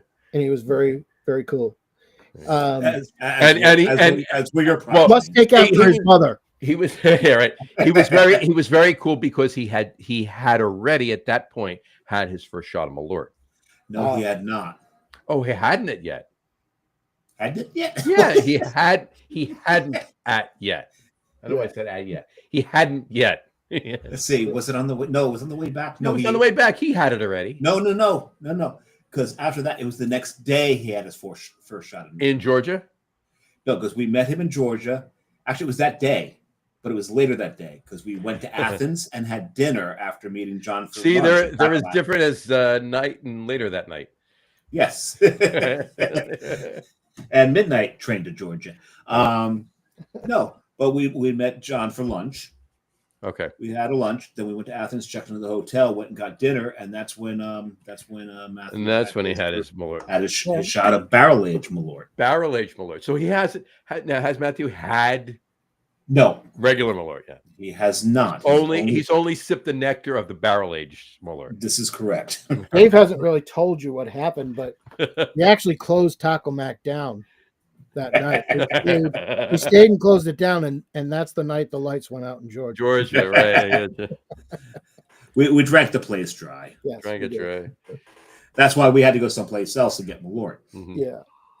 But I mean, Doug will tell you, he and I went to beer camp in the 90s and Stan Hieronymus. And this one time at beer This camp. one time at beer camp.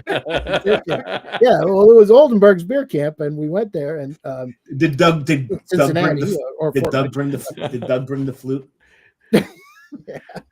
This one time at beer camp, Yeah, I stuck a hot wand in my knuckle. Oh, I can tell you some stories about beer camp. But yeah, but they gave a presentation about, and one of the things they talked about was Taco Mac. Was it really? Never would I have imagined I'd be living so close to it. Oh my God. Those days. That's great. So, all right, we got our holiday hot takes. Thanksgiving hot takes, if you will. Oh, Thanksgiving ones. Thanksgiving hot takes. Okay. All right. So give. I got them right here. Thank you. They're right here on the list. I wrote them down. We're doing them here. Okay. All right. We have 1, 2, 3, 4, 5, 6, 7, 8, 9, 10. Here we go. All right. 10. There we go. Well, they're quick. I'm going to a 6th beer. They're quick. All right. So Macy's Thanksgiving Day Parade or March of the Wooden Soldiers? If you had to watch just one. March of the Wooden Soldiers for me. It's a no-brainer. Yep. Yeah. Okay. And yeah. All right. I'm actually going to write these down. You're right. And that was actually Laurel and Hardy's biggest hit. it was. It was. And you know what? And I was thinking about this too. Actually, no, it's been supplanted. It's them dancing to Santana's Oye Como Va. If you've never seen that video, you will never hear Oye Como Va without seeing Laurel and Hardy dance to it. My favorite. I'm not kidding. You've got to look that up. They're probably doing the dance they did. Oh man, what's the? It's the one with where they start flipping the ties. Start flipping the lines. Yeah. Yeah. I love March of the Wooden Soldiers, but my favorite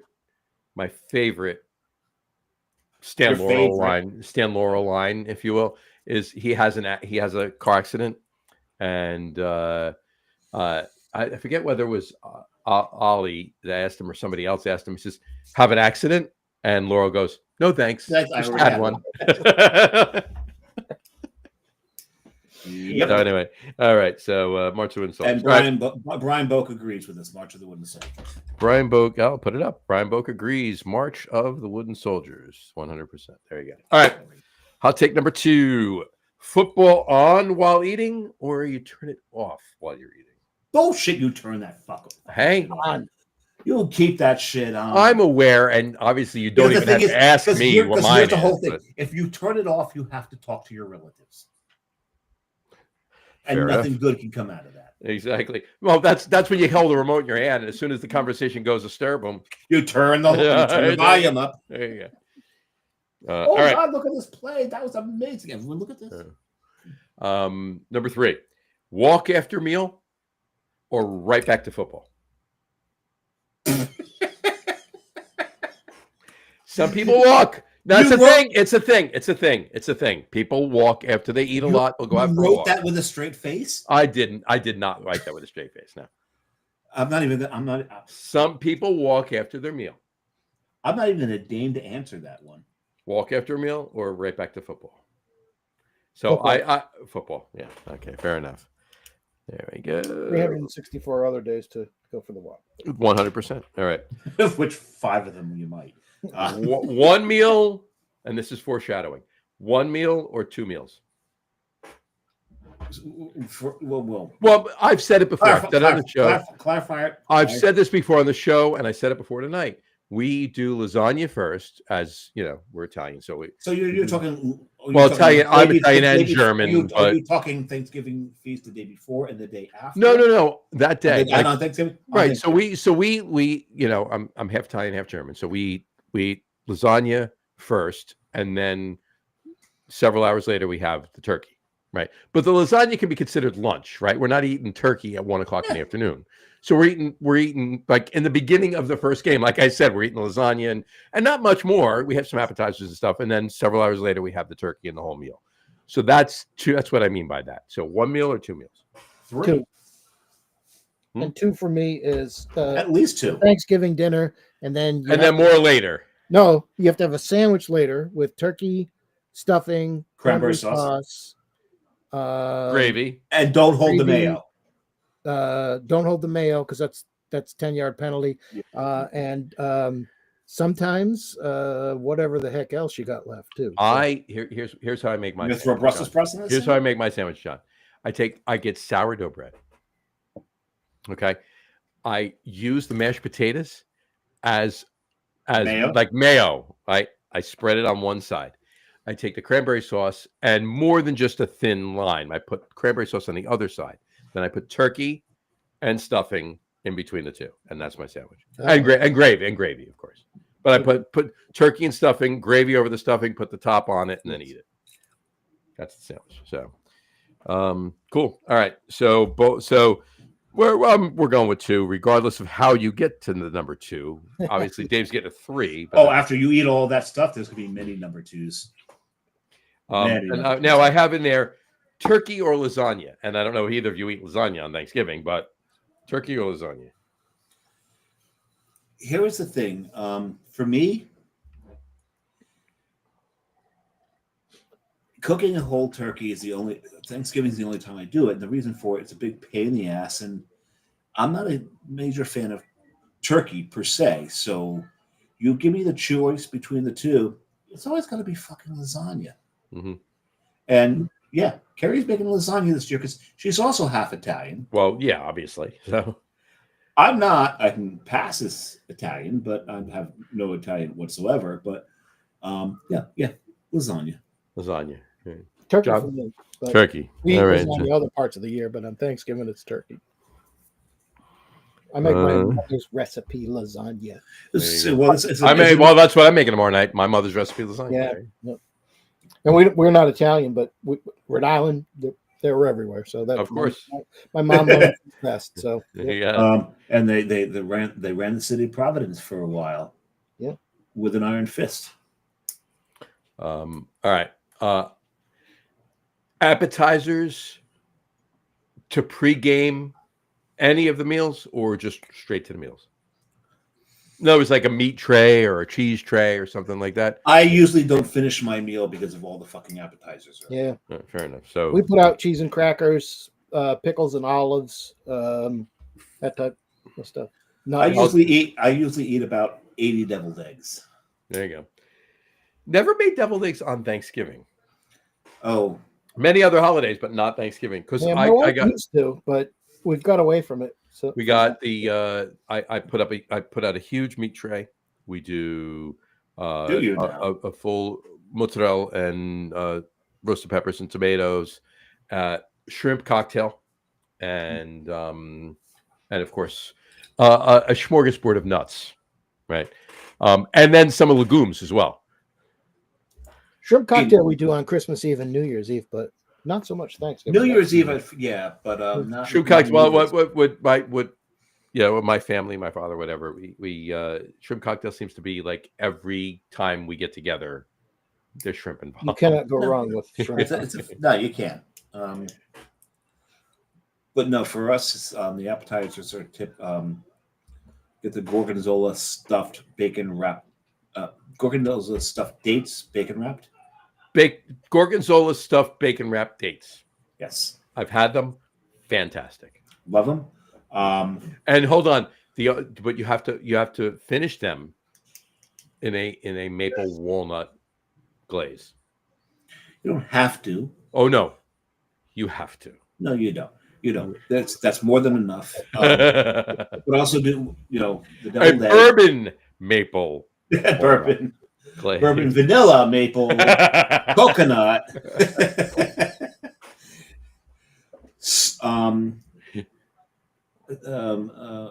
Pastry stout. No, let it go. There you go. All right, next. But there's also the deviled eggs. So the thing about the deviled eggs is there's one time Take the deviled eggs. Always take the deviled eggs. Bacon wrapped scallops we've done on Christmas Eve, but that's those good too. would be good on. I think actually, there's not a time when bacon wrapped scallops are not. Well, the problem with bacon wrapped scallops is you always get that one person who has eaten so many of them more than anybody else. They're so fucking shellfish. Yep. Yeah, I know. See where you went there. That used to be me. Yeah, I would just, I think Guru missed that one. No, I got it. Oh, you got it. Selfish, On yeah. that note, quick aside, I mentioned earlier Louis Evangelista, the cop with you're listening to the smooth Welcome sound, to the right? So at the firehouse, we had a Memorial Day barbecue every year on the Saturday of Memorial Day weekend, and I'm What's up that there. do with Thanksgiving? I'm telling you. Well, you said seafood, and somebody eating all of the bacon wrapped Well, scallops. yeah, there's a lot of people that see food and they eat. I'm shucking clams. Oh, shucks. Beautiful little necks, huge bushels of them we had. I'm shucking the clams. So I'm shucking them, take them out, boom, put them down, shucking them, going back. He's standing in front of me, eating them as I put them down. I'm like, you're going to let anybody else have any? Wow. That You was gotta great. check That's shellfish. Yeah. He was Yeah. being very shellfish that day. Yeah, we had it one year. We he's shucking invited a crab shellfish. and a lobster over, and they wouldn't allow anything for anybody else because they were shellfish. But Yeah. There you go. All right, next. Salad or no salad? on Before you Thanksgiving? move on, quick aside to the deviled eggs. One Thanksgiving, I made a shit ton of deviled eggs. I had to catch up on a couple of comments too. But go ahead. And so the thing about the deviled eggs is I always wanted to play my grandfather because my grandfather would get his plate. This plate would be piled high. And at the very top, he would perch a deviled egg on it. There you go. That's cool. But one time we were with my grandparents, and we had all these deviled eggs, and we're all doing stuff in the kitchen and all that. And we left my little sister unattended. Oh, geez. We go in the other room where the deviled eggs have been put down. There's nothing left. She ate them every all. fucking one of them. Gotta love it. And to this day, oh God, sis, I hope you're watching because you're still not living that shit down. Oh, no. You don't eat every goddamn deviled egg on Thanksgiving and live that shit down. Yeah. So no, and she is now Oh, she is a nurse she's a practitioner. nurse practitioner, right? Yeah. She is, and she can make her own goddamn deviled eggs. She can make her I'm own not deviled making- eggs. Yeah, because I'm not making for you anyway. Exactly. You're going to eat all. No. If I make deviled eggs and she's anywhere near, there's a bunch being hidden in the back of the fridge, so there's some for everybody else because God love my sister. She loves her deviled eggs. Catch up on a couple of comments. Brian said football on all day. Yeah, we turn the TV on. TV goes on in the morning. Well, as soon as I finish, put the turkey in. The game is on. Parade, it's the dog show. Then it's the No football. dog show. It's kidding. parade right to. So anyway, and then he said football, obviously. Brian said, walk from the dining room to TV room. That's the walk. Well, that's right? it's a difficult walk at that point of the day. Not 2 meals, 1 meal. Doug Smith, turkey is king, no lasagna, turkey. And then he said, no lasagna on Thanksgiving. And then Brian said, tons of apps, then the meal. There you go. Yeah. So There's an app for that. exactly. Can you hear me now? I'll show you this in a second, but one more picture I have in this. Yeah. No, it's specific to this, but so salad or no salad on Thanksgiving? No salad. Some people have it. People have salads. What's Yes, people? yes. People We have have salad. talked about this before, but my wife makes this disgusting concoction called English pea salad. And English pea Ew! salad. Now, is it a This sounds trifle? Is it a trifle that's half a trifle and half's a shepherd's pie? no, it's like a That would actually be an appetizer. mayonnaise and cheese, and it's like it Mayonnaise, Is cheese, peas? and peas. Is there peas in it? and some other. It's like vomit on a plate. I think is the best description for it. But she So you like it, is what you're saying? it's a thing down here. I don't know. It's like but then I've got my things. There's a dish that I make that nobody likes down here that I'll talk about later when we get to the top 3. I'm not going to mention it now. All So right. I don't complain. Fair And enough. hopefully she is not watching. Oof. But if you do, But she might be hold on. hearing you through the wall, though. yeah, I mean, if you hear me through the walls, I will More not be at the peepees, show man. next year. Just so you guys know, I'll be busy being dead at that time. Yeah. If you call that a salad, then yeah, if you call that a salad, then it's we the do have- salad. it's called English pea salad. So Yeah, but giving your druthers, you But prefer giving my not to druthers- eat it. yes, I stay as far away. All from right, so we're going with no. There you go. 2 for no. And then Brian said no salad, of course. And Doug Smith said Watergate salad. Watergate salad? Watergate salad. Not a watercress salad, a Watergate salad. So there is yeah. That pea salad is awesome. You are more than welcome to get every fucking bit of mine up down here because I can't stand the shit. It's what so are there ingredients Woodward and Bernstein in the salad for the Watergate salad? Or no? No, I don't know. I don't know. What is a Watergate salad? I think Nixon probably never ate it. It wasn't on his thing. It wasn't on his Yeah, Thanksgiving that's for damn table. It was not on the Millhouse Nixon table. Anyway, Doug, please, we need to know, what is a Watergate salad, and what is a 5-cup salad? I need to know. There's so many jokes in both of those. But that No. I'm not. I'm just laughing. I'm kidding around. But seriously, what is? Please tell me what. I really want to know. What is a Watergate salad or a 5-cup salad? But I also mentioned that that last bio break was Staradumsky's fault because he said the word pea. Oh, yes.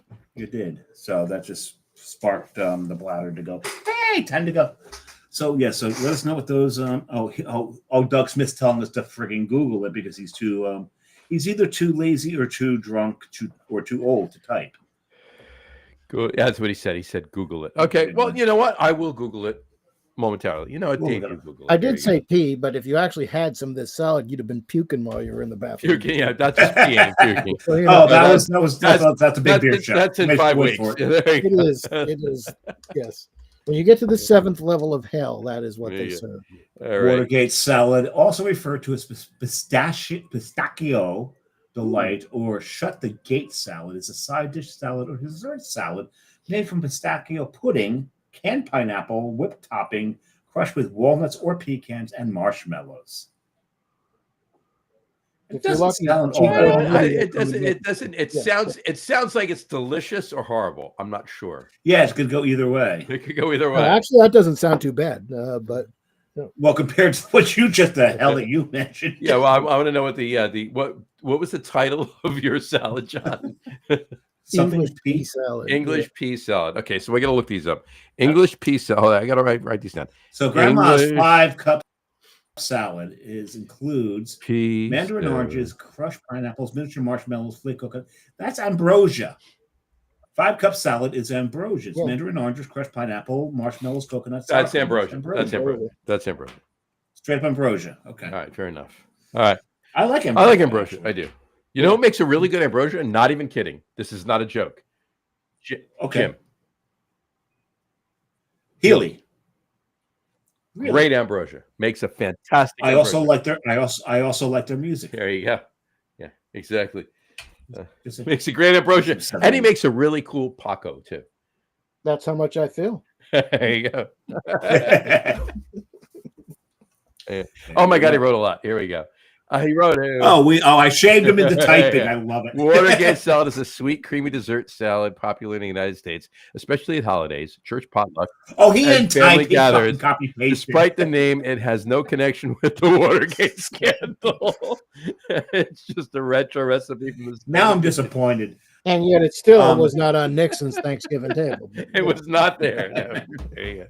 If that's on Wikipedia, I'm going to go add that. To it that it was never on. Oh, please go put that on there. Oh, please. I did that. I actually signed up. I donated money so I can actually add stuff to Wikipedia. That's great. Yeah, I give them money too because I Yeah. use them all the time. I use it all the time. Yeah. They're great. Next one. Got a couple left really quick. Chestnuts or mixed nuts or both. Mixed nuts. I have a chestnut tree in my yard, Mm-hmm. and I've roasted them, and I'm just not a fan. But unfortunately, yes. So mixed nuts. I want Dave's answer first, and I'll give you mine. I'm gonna go mixed nuts, and I'm not gonna tell you my aversion to chestnuts at this point, because I'd bring the whole goddamn show down. Yeah, please don't. It's Please don't.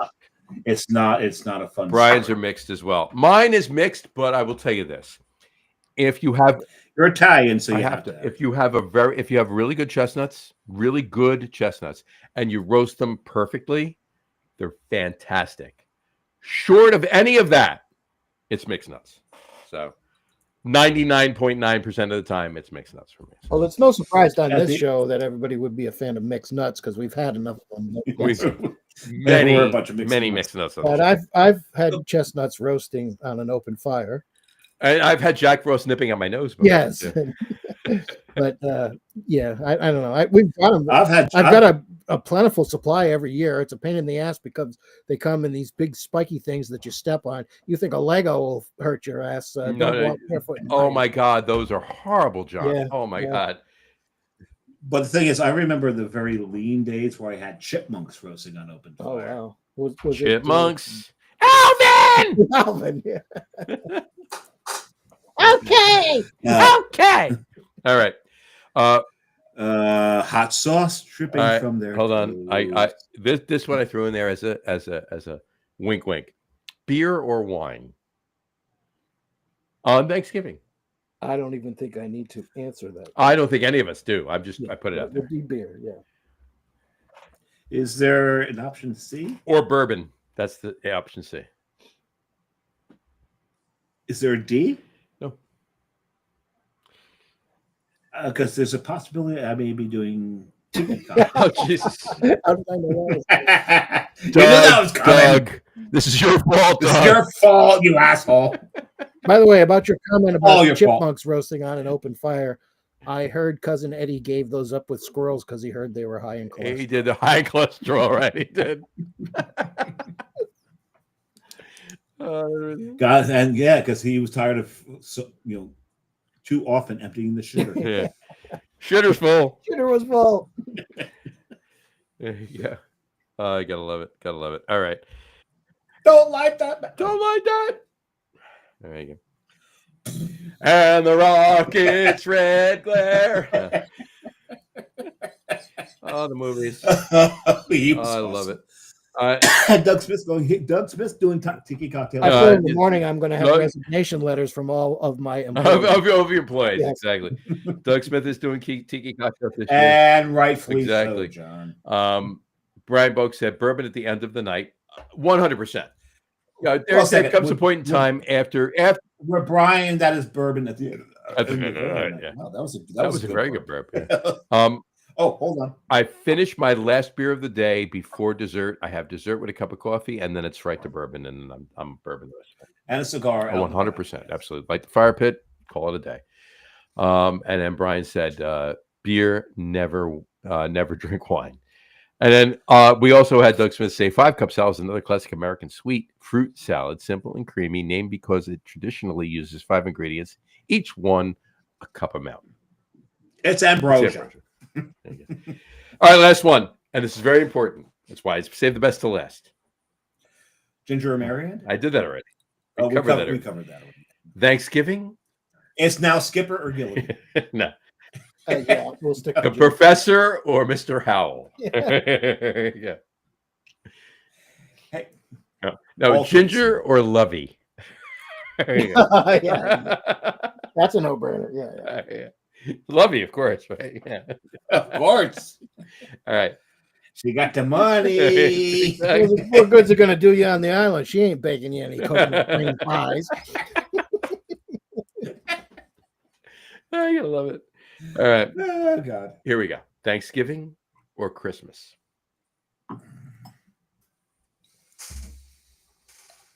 Best to last. Christmas, better movies and music. Wait a second. We're talking about The holiday. Which holiday do you like better celebrating? Thanksgiving or Christmas? I'll tell you. for me. Christmas for John. that's really rough for me, considering my industry, what my background is, what my work life has been. Thanksgiving really marked the last time I had off before all hell broke loose. So, and then Christmas, I was really too tired most of the time to actually celebrate. However, I'm going to frame that in the reference of food, and considering, the centerpiece of Thanksgiving has to be this dry ass fucking turkey. I got to go with Christmas, because Christmas I always celebrate with my British heritage. I do a prime rib. I've done a crown roast on Christmas before. It's fantastic. Yeah.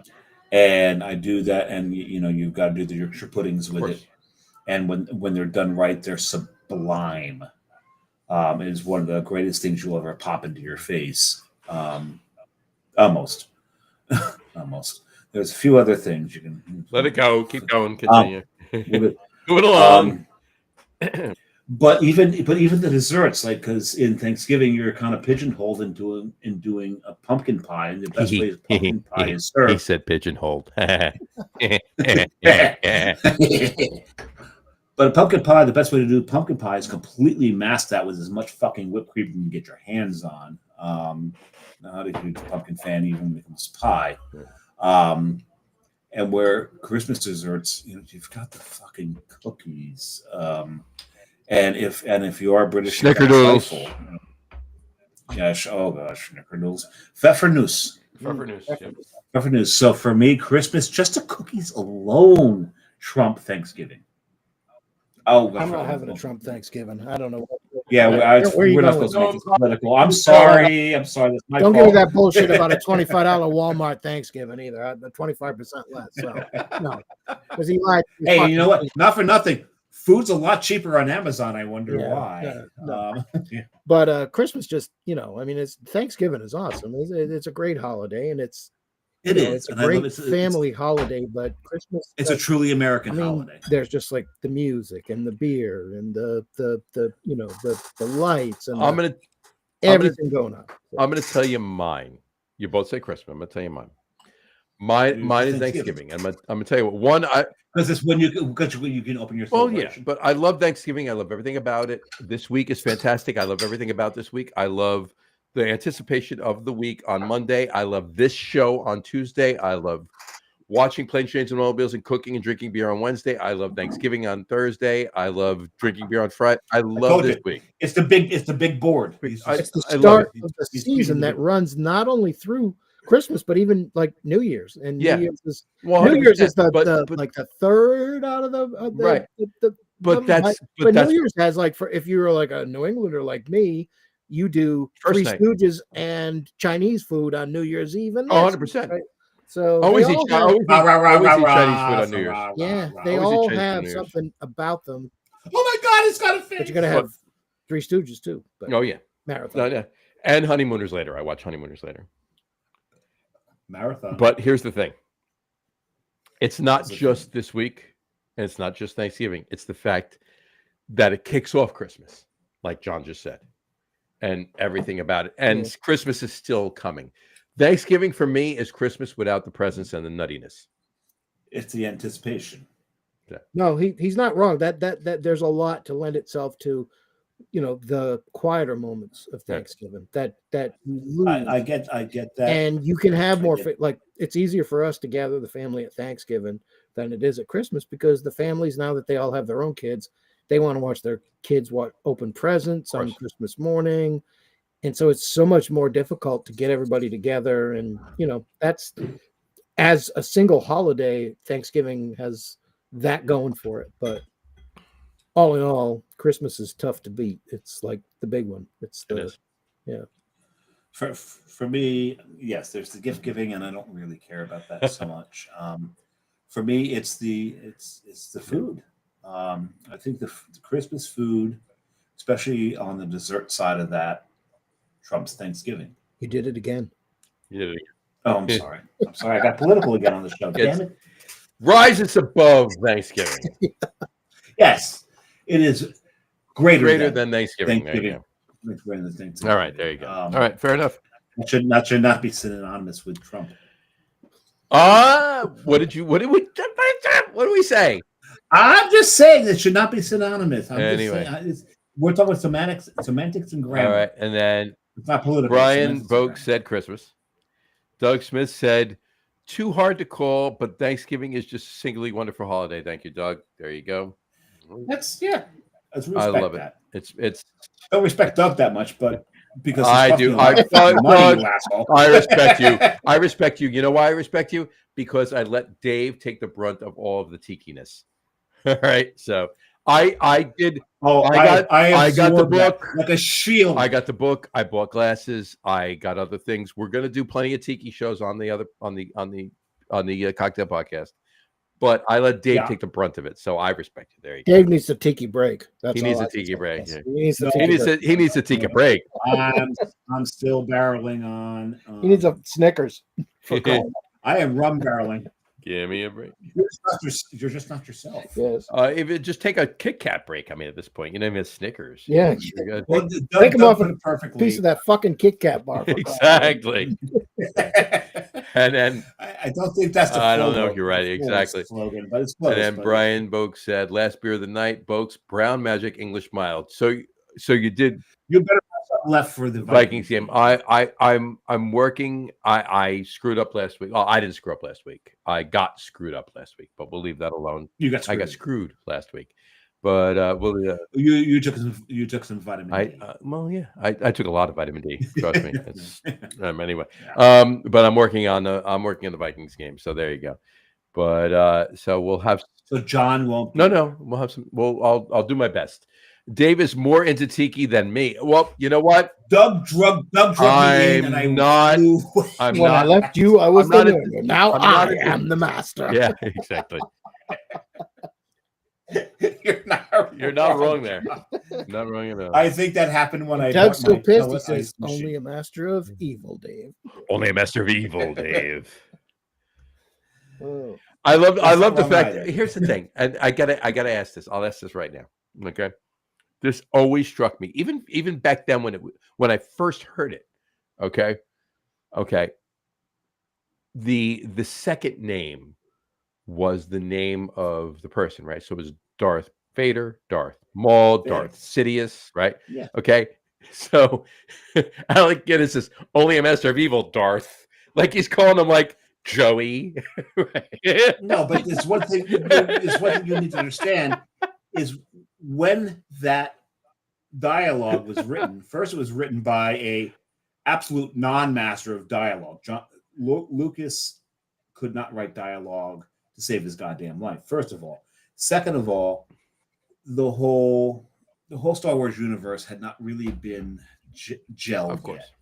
Well, Lucas had he actually had it all planned out. He had he had no idea that, as far as he knew, where he was going with it. One movie, and he never thought it was going to take off. So, but the word Darth at that point becoming, but Darth was like the surname. It was a title. It was a title. Like, right? So it wasn't like Joe Smith. Darth No, Vader, Joe exactly. Smith, right? But No, Darth Vader at that time in Lucas's mind meant Dark Father, which was the way he had written it was the story of Anakin. He was the Dark no, Father. but in that movie, it was wrong originally because Ben tells Luke that a pupil of mine named Darth Vader, who he was a pupil of mine before he turned evil, killed, helped hunt down the Jedi, blah blah blah blah. Well, he wasn't. But he also Skywalker, banged your mother and made you. He didn't So say that part. I mean, you can debate it Bang whether he your was mom. just doctoring the story to tell Luke it because he didn't want. But Darth became the title, and I think, But here's the whole problem is everyone looks upon that first movie as it spawned everything else, which it actually did. But when you delve too deeply into it and try to parse it out into what everything else that came after, you can't do that because the name Darth Vader meant Dark Father. The word Darth at that point was not a Sith title. No, the Sith at that time was not a concept in I think Lucas's Lucas had the mind. concept that that was what it was going to be, but he just, But this is it. I'm one and done. And there was no Darth Maul. There was no I Darth think he Plagueis. knew There was no Darth. that. I just don't know that he had the whole thing fleshed out to your point.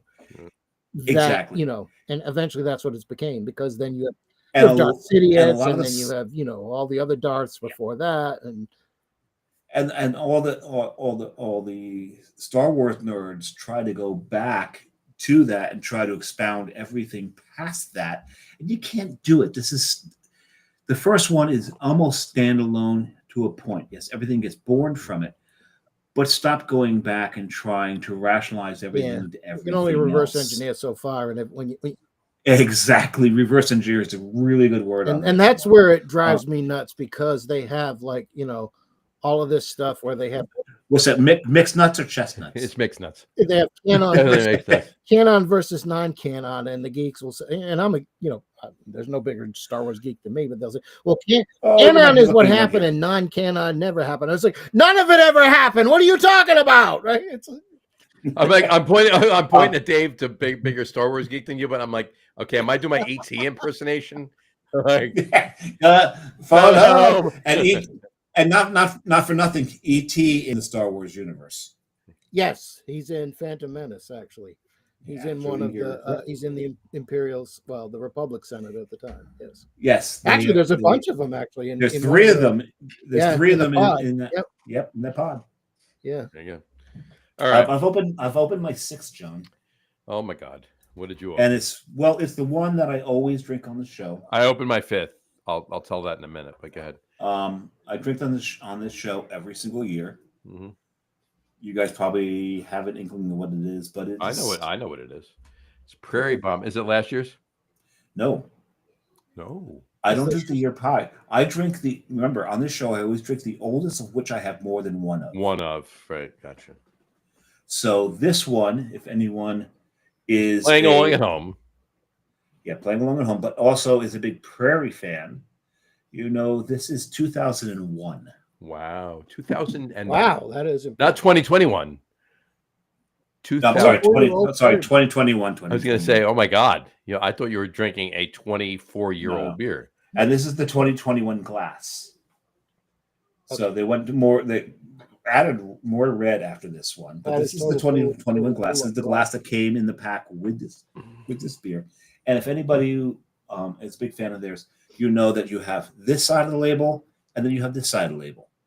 And the point of the labels is the two sides is to find the differences between this side and that side. Oh. So it's a game. And I challenge anybody to chug this beer and then play that game. Who would do that? Nobody. I wouldn't even. I wouldn't do that. It's a waste of it. It's a waste of beer. It's a waste of beer, first of all, especially this beer. This is a sipper. And every year on our top threes, we've always, we've done a lot. What is our favorite holiday beer?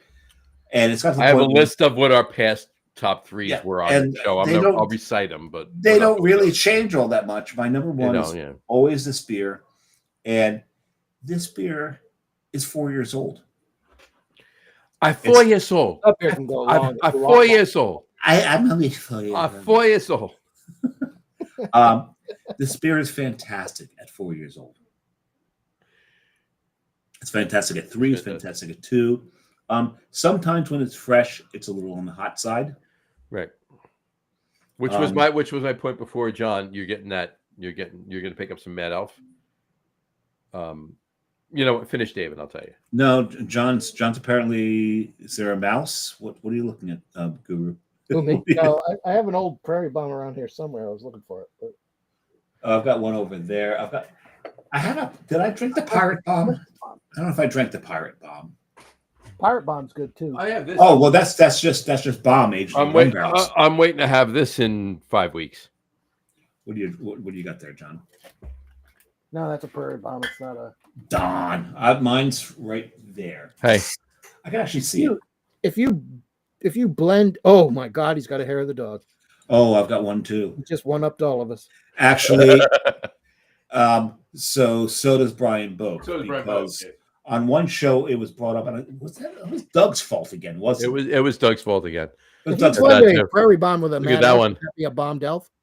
Cherry Adam. Oh yeah, I should blend Cherry this. Adam from the wood. There you go. The cherry. Oh. So it was Doug's fault, wasn't it? It was Doug's fault. It was Actually, Doug's I think fault. that- A lot of things are Doug's fault on this show. Oh yeah, Doug's fault. Doug, you son of a bitch. Everything is your fault, Doug. You Yeah, TV drinking bastard. That's fair right there. I'll allow that. But he brought up the fact that they were going under and they were selling off their beers. So I went on their website, and John and Brian said, order me some. And I ordered a whole shit ton for the three of us. And all three of us have a shit ton of them. And Dave and I had a 2016 Cherry Adam from the wood on a show. Yep. A couple months ago. Yeah, a couple months ago. Yeah. Yeah, a couple months ago. And Are then they selling stuff, hair of the dog, on their website? Or I think they still have some. I think Yeah. the website's still up. Yeah. They might just warning, John. The shipping is more than the beer. Yeah. I know. That was They I was looking at a case of splits of the 12 beers of Christmas from the brewery, and it was like $125 for 12 splits, and they want like $46 for UPS ground. I'm like, what? Are you nuts? I'm like, So I mentioned crazy. Chico's earlier. They have that pack for $124.95. oh, you're lucky. And I'm looking in that going, and Carrie's like, are you going to get it? I'm like, so I tacitly had permission in a sense. And I was like, Oh, if I hear the words, are you going to get that? That's permission for me. exactly. Yeah. It's permission. It's permission. I'm looking at going, I just dropped $250 at this fucking goddamn hole in the wall liquor store down in Westfield. Well, it's not a hole in the wall. It's actually it's a pretty store. I already have $120 worth of beer in the cart. There's no way I can pick this up right now. Oh, they also had the Dragon's Milk 20D. They had it. Yeah, Oh my god! And you didn't get it. 45. I'm like, I can't. You should have texted me. I would have split it with you. I don't like you that much. Dick. My problem is I know what it costs to ship something. First of all, Halftime charges you $20 to fill a 20 case of 24 for $19.99, right? So come on, brewery. It's like 46 for 12 splits. And then we can split sometimes they give you free shipping. And then I know what I pay at work. I know what the company pays Right. UPS and FedEx to ship, and it's nowhere near that for ground. No, they like- gouge on that. They gouge on it. They're making more money. They're all over. making extra money on the shipping. Yeah, and I know I'm But being John, to be honest, we're going to be back up in Brewster in a couple of weeks. I Still told there. you- You know. We're going to 8 Indico. I'm going to drop in there. If you want to tweak, if you want the 20D, Yeah, well, text me when you're there. Just text me whenever you're there. When you get there, text me when you get there, and we'll go from there. yeah, there's and we'll We can talk about this later. Yeah, we can talk about this later. But you text John and like 50 minutes later when you've already left. Oh, grab me this. Well, no. If I know you're going, I'll be aware of my text that day. Is my point. I'll let you know. There you go. Pay attention. Got a couple of other comments here. Brian Boak said, plan to bottle some beers to clear some kegs out of the kegerator. That works. I'm assuming that means for the 21st. And then Doug said, no arguments here. No Watto, no Star Wars. I've heard that friggin' argument. I And he disagree. Doug knows I disagree with that. And Doug said, mind trick don't work on me, only money. Mind trick don't work on me, only money. I can't do Watto's voice. Yeah. Oh, Can you do Watto's voice? here's a perfectly done Mind trick don't work on me. Only money. Only money. There you go. Can you say- George Lucas did say that many people think that Jar Jar Binks was his biggest mistake, but he said privately he thinks it was Watto. Watto was his face. What are you talking about? Yeah. Because you got the Jamaican versus the Italian. But Actually, I think Watto was based on Mediterranean. Yeah, it definitely Really? more Mediterranean. yeah, well, yeah, but which Italian is, but Well, so- like Italian so Greek, kind of like I need sequitur.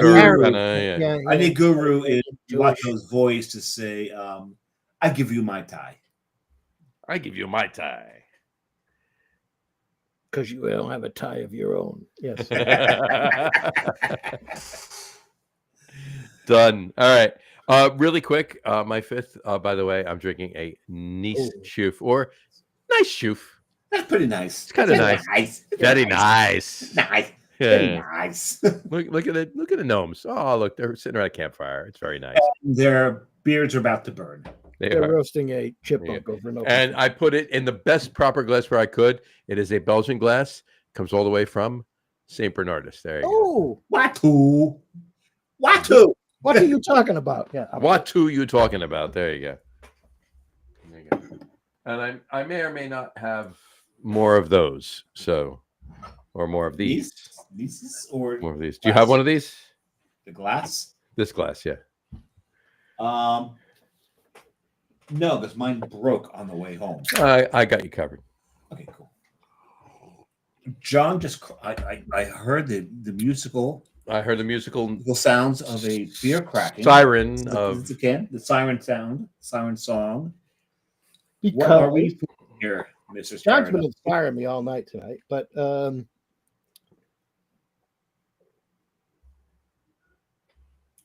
what is it? What you got? What Is it That's now? all. What is We it are- now? how did you inspire me? So He's just. I have a bringing- St. Bernardus glass. Oh, all very on- nice. Oh, you done? What are you talking about? There you go. The Christmas ale. And a I've never Christmas seen ale, it there you in cans go. before. Yeah, Oh my god, it I is. have a couple cans. Yeah, I do. I've seen it. I've had it in the 11-ounce bottles and the bomber, or the Mhm. fifths rather, and And the guy in the can looks a lot like you. like me. Yeah, if you were younger and happier. Cool. If you and Belgian. I've been And a younger monk. and happier. I'll tell you. And a monk. At various points in my life, I've been a lot younger and a lot happier. If you were younger, happier, Belgian, and a monk, And Belgianer. and looked different, in Belgium, yes. And it would be a spitting image of you. I was, in fact, so much so that I got my face on a can. But yes, it's, Whose can? Who's can? Yeah. no, not yes. That's an unfortunate tattoo. Put my face on the can is always a. Just don't tell my wife what her name was, because I just, I can't live that down. Oh, Tom knows what her name was. Yeah. It was someplace in Mexico. You were running wild. You were younger. You did stupid things. I was young and impetuous. Yes. We've been there. Young and impetuous. Now that is a good argument. I was young and impetuous. And Good argument. It doesn't usually get. It doesn't you work. anywhere. It doesn't work. and there were no cell phones to capture any of it. Never So- works. Never works. That is an argument that will get you somewhere. But There No cell phones to capture. you go. All right. We got a top 3 list tonight. Oh, that's new. Oh no, it's not. No, That's what we've been doing that for. a very long We've been doing that for 5.5 years. So we haven't. No, we didn't. No, that was never on the first show. Now, before we get to our top 3 list for tonight, I'm gonna glaze over. I'm glazed over already. I'm 6 beers in. I know some of our top 3 lists from the past. It was top favorite Christmas sales, top favorite Christmas sales, top favorite. But yeah, top three. Yeah, exactly. I think that's all. there is. Now and I'm just going to throw these out there. It doesn't matter who said them. I'm just throwing them out there. Old Fezziwig. As favorite Christmas sales, yes. Favorite Christmas. Just these are favorite Christmas sales. Old Fezziwig, Old Jubilation, Scaldis Noel, Celebrations. Yeah, I wonder whose that was. Christmas Ale, Alpha Claus, Christmas Bomb, This one right here. Mad Elf, Not so mad elf. Guten Carolus Noel, Copacetic elf. Copacetic Elf. I'm okay with And it. that was from the 70s, right? Copacetic Elf, right? I'm okay with it, elf. I'm over it, elf. Late 78, right? I think that was Copacetic Elf came out in 78. Yes. Probably a little bit. I'm not mad at it, elf. Fuck this shit off. Yeah. Actually, I think, John, if What? you and that Polish asshole ever do a Christmas sale, it's got to be I'm not mad at it, elf. I'm not mad at it, Elf. There's zero suck in this elf. Anyway. I'm not mad at it because there's zero suck suck in in this it. elf. It's elf. There you go. That's it. We've got it now. Very good. We've done. And I call him the Polish asshole with all love. Well, he has sausage fingers, so you got to call him the Polish asshole, right? I mean, Let's have sausage fingers. he has sausage He fingers. can't type with a shit. Not at all. All right, so we've also done holiday music. We done did? Yep, Dominic the Donkey. Christmas time is here. And when he says holiday music, it's not just the music that's created by all the gas that's created by the beer that we've drank. Of course. Dominic the Because that's Donkey, musical. Christmas time. I'm just going through them. Christmas time is here. Have yourself a merry little Christmas. Linus and Lucy. Christmas. Linus and Lucy, rather. Christmas and Carol of the Hollis. Bells. Santa Claus is coming to town. Baby, it's cold outside. Christmas. Carol of the Bells. Right. Carol of the Bells. We've also had favorite snack cakes. Like Little Debbie's? I don't know what this has to do with Thanksgiving or Christmas, but we've had it on this show. On this particular show, we've done favorite snack cakes. Funny Bones. Yeah, we've had Funny Bones, we've had Ring Dings, we've had Yodels, we've had Little Debbie Susie Q's, we've had Ho-Hos. We've had a lot of Ho-Hos. We've all had our own. Zingers, Ding Dongs, Hostess fruit pies, I hope we all have our ding dongs. butterscotch crumpets. Yes. Do we all still have our ding dongs? Yes. However, this evening, our top three list tonight is top three favorite Thanksgiving foods that aren't turkey. Top three favorite Thanksgiving foods that aren't turkey. John, kick us off, please. And John's had a lot of Guru's had a lot of warning. I told him pretty early on as to what the top three would be. Yes. So obviously turkey is like really important. And like everything else on my list, it will be smothered in gravy. Oh my God! You've embraced the South now, haven't you, John? No, that was actually I make gravy the way my grandmother makes it with the drippings from the pan, and you got to do it with the drippings. She would make a big pot of gravy, and everything came with gravy. So that's a new.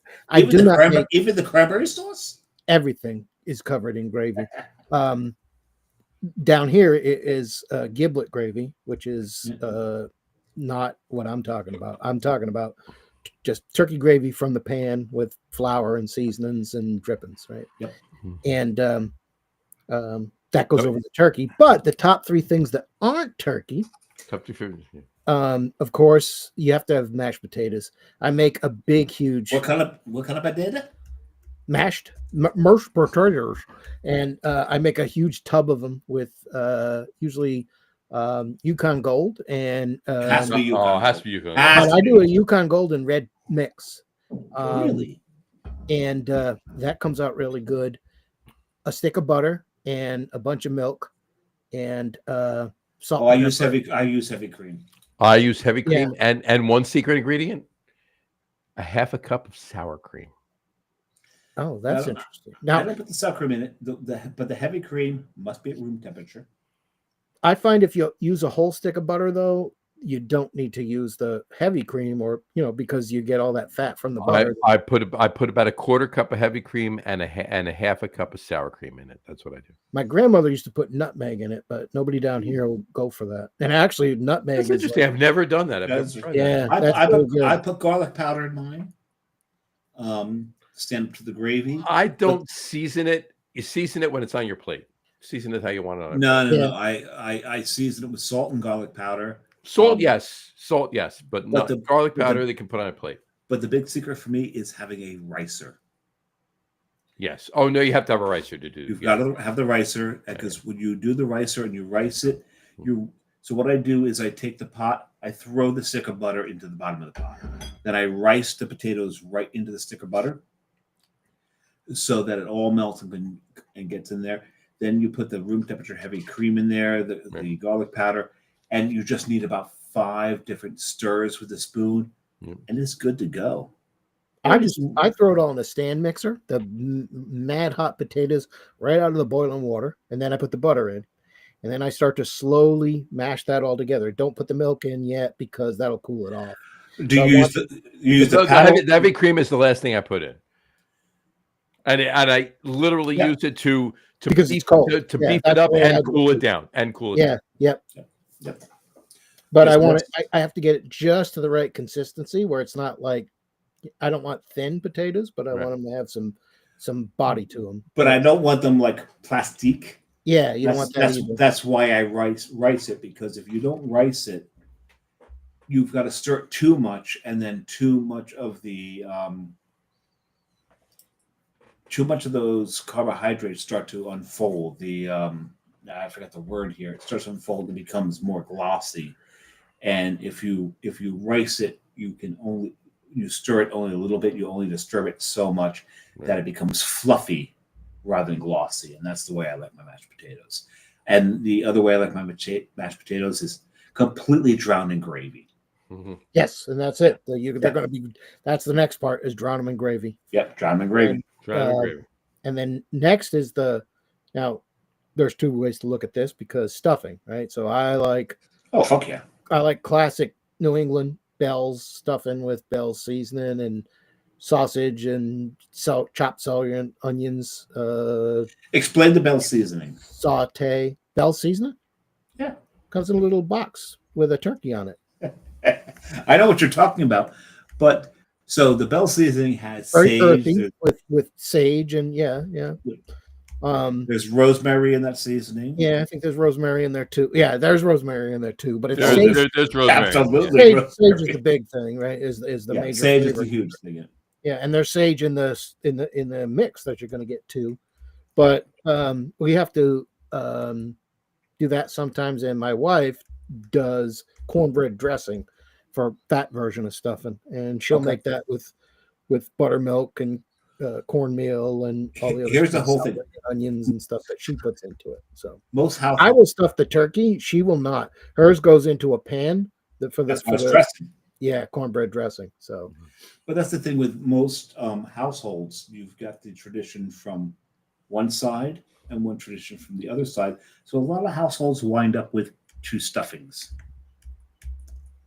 We don't dressings. Yeah, we've learned to alternate. It's like a fucking civil war going on here from north and south. But yeah, we've learned to have a peaceful coexistence, and I will say most of the time she wins, but we do. Yeah, that's it. Should most of the time she wins. 90% is still most. Yeah, but either way we do it, it's that motherfucker's getting drowned in gravy. So on my plate anyway. So, and then the top for me side is that something that, like, my daughter and I are the only one that eats, and that's mashed turnips and carrots. My grandmother used to make these. My mother made them, and I can't have a holiday without them.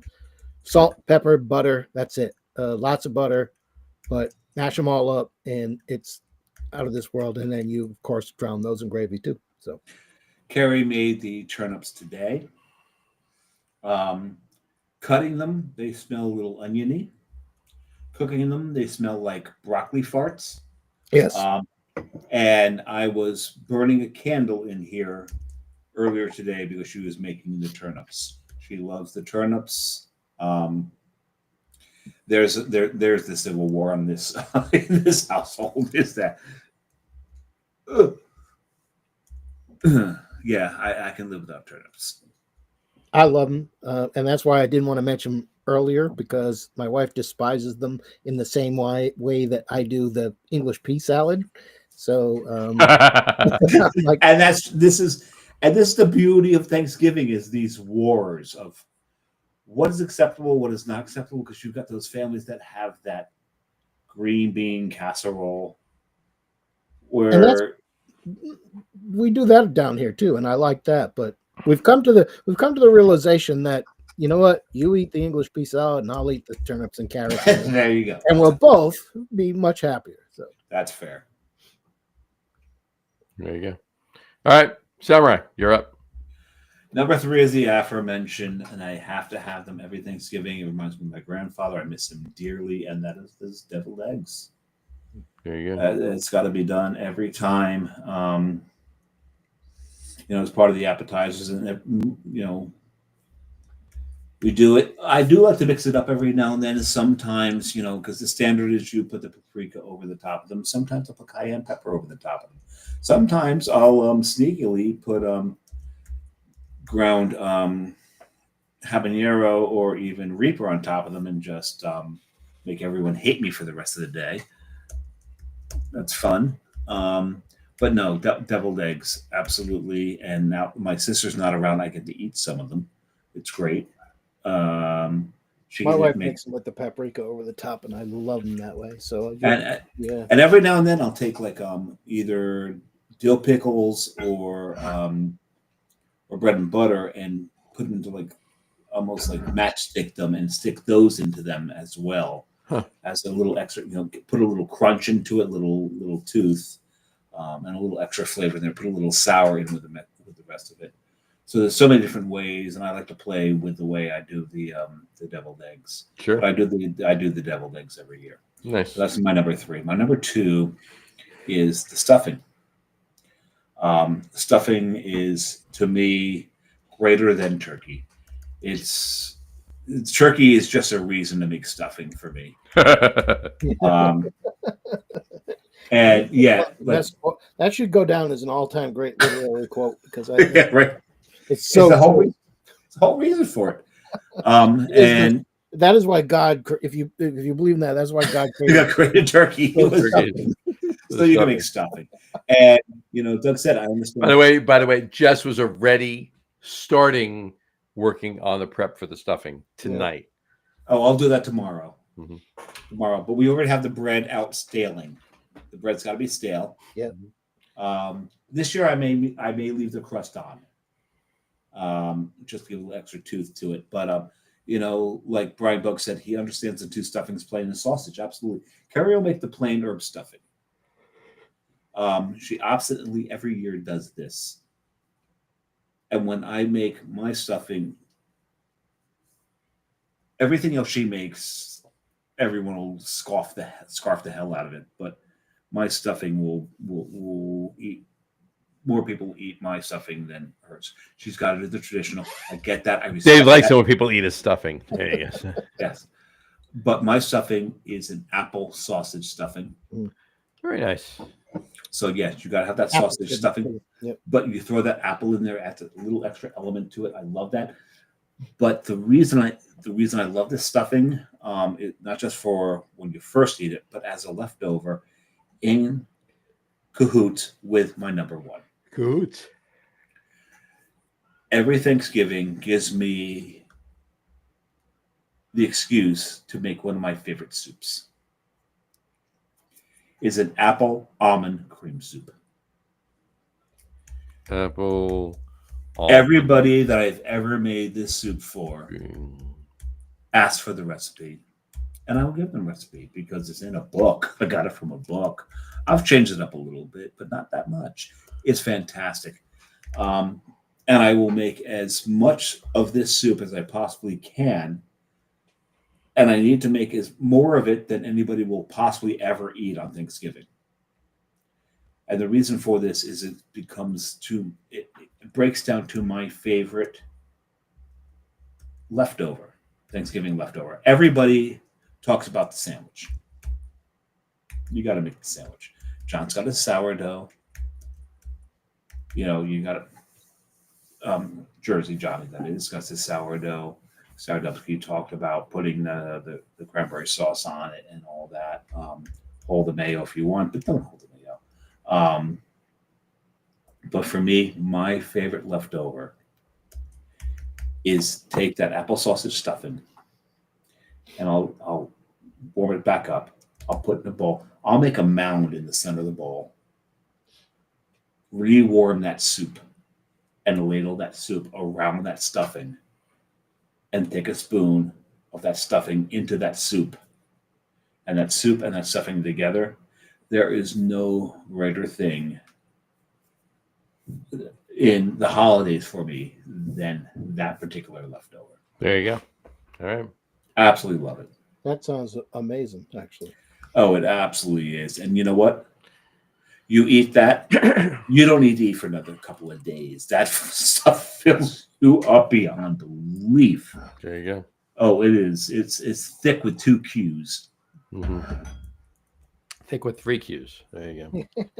That's You got I mean, it'd be like Chinese. I'd be half hour later, I'd be hungry again. But exactly. no, this is the an antithesis of Chinese. Yes. That was what was that one comedian? He says, I used to date this Chinese girl, but it was the damnedest thing. Like a half an hour every time we had sex. A half an hour later, I was horny again. That's about right. Johnny Yoon was the Korean Right. that did the Chinese. So anyway, John, you're top 3. Before I get there, we got 3 comments really quick. Brian Boak said, "I understand 2 stuffings, plain and sausage," which I referenced earlier. Yeah, 100%. Doug Smith said, "Bell's seasoning is a totally New England thing. Stuffing, I use it, and it's gotten to Jersey. It's made it. it's down here. Yes." Stuffing does not taste right without it. Stuffing, you have to stuff the bird. Dressing does not cut it for me. The only thing I would say about Bell's seasoning is they got bought out by New Belgium and they don't taste the same.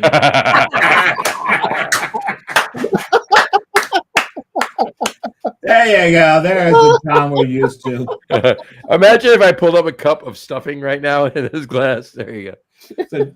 So Johnny, and then Doug's last comment. He said, before we move on, love turnips. Yeah, you gotta have turnips. Go back to the last one. Okay.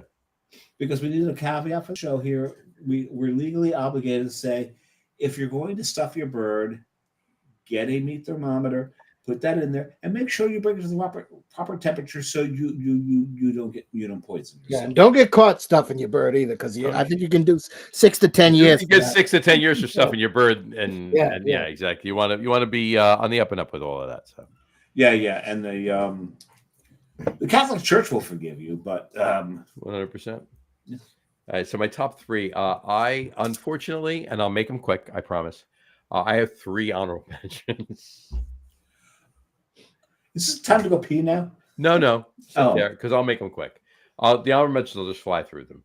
I'll mention, we've talked about it before. Mixed nuts. I have to have mixed nuts all day. I have to start eating nuts in the morning. John on Thanksgiving needs nuts in his mouth. I need nuts in my mouth. Right here.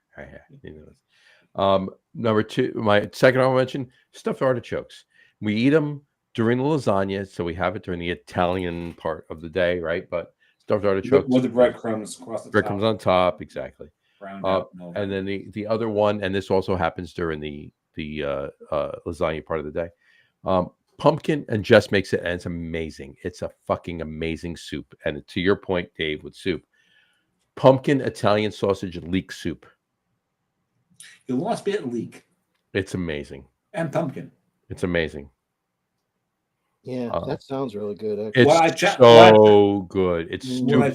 What I challenge you to do. Well, I've never had your apple almond cream soup. So. No, I'm not talking about that. And this is to Guru and Doug from Rhode Island. The pumpkin. And I just had some. We just ate some yesterday because I found it at Whole Foods. It is something that is strictly Rhode Island. It is honey nut squash. And the thing is, and he's making that face because honey nut squash is something that is they combine Honey nut squash or Hubbard squash? honey nut. Now we would use the butternut squash all the time. So what is the I know, difference? but you take butternut and acorn, An acorn? Yep. combine them together, you come with honey nut. This is strictly Rhode Island. Rhode Island made this. This is something that comes out of Rhode Island. So This is- butternut. So it's a crossbreed. So Yes. it's butternut, Crossbreed a butternut culture? squash and an Yeah, acorn squash just with like honey nut. just like Cher, it's a crossbreed. Yes. You know the song. That was half breed, but yes. Oh, half breed, but still the same.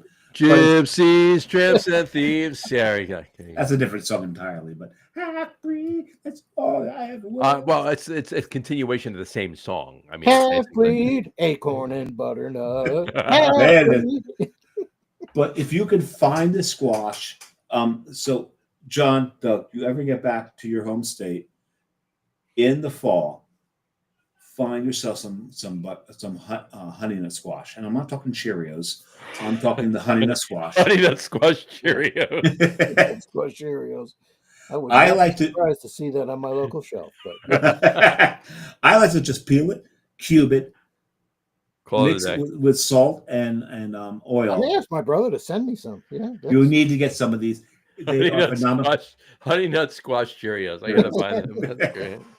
But I'm serious. This squash. So I was really excited for Carrie to try it yesterday. We found it at Whole Foods here in Weehawken, and you know Weehawken, and I cooked it the same way I always cook it, and we had that in steak.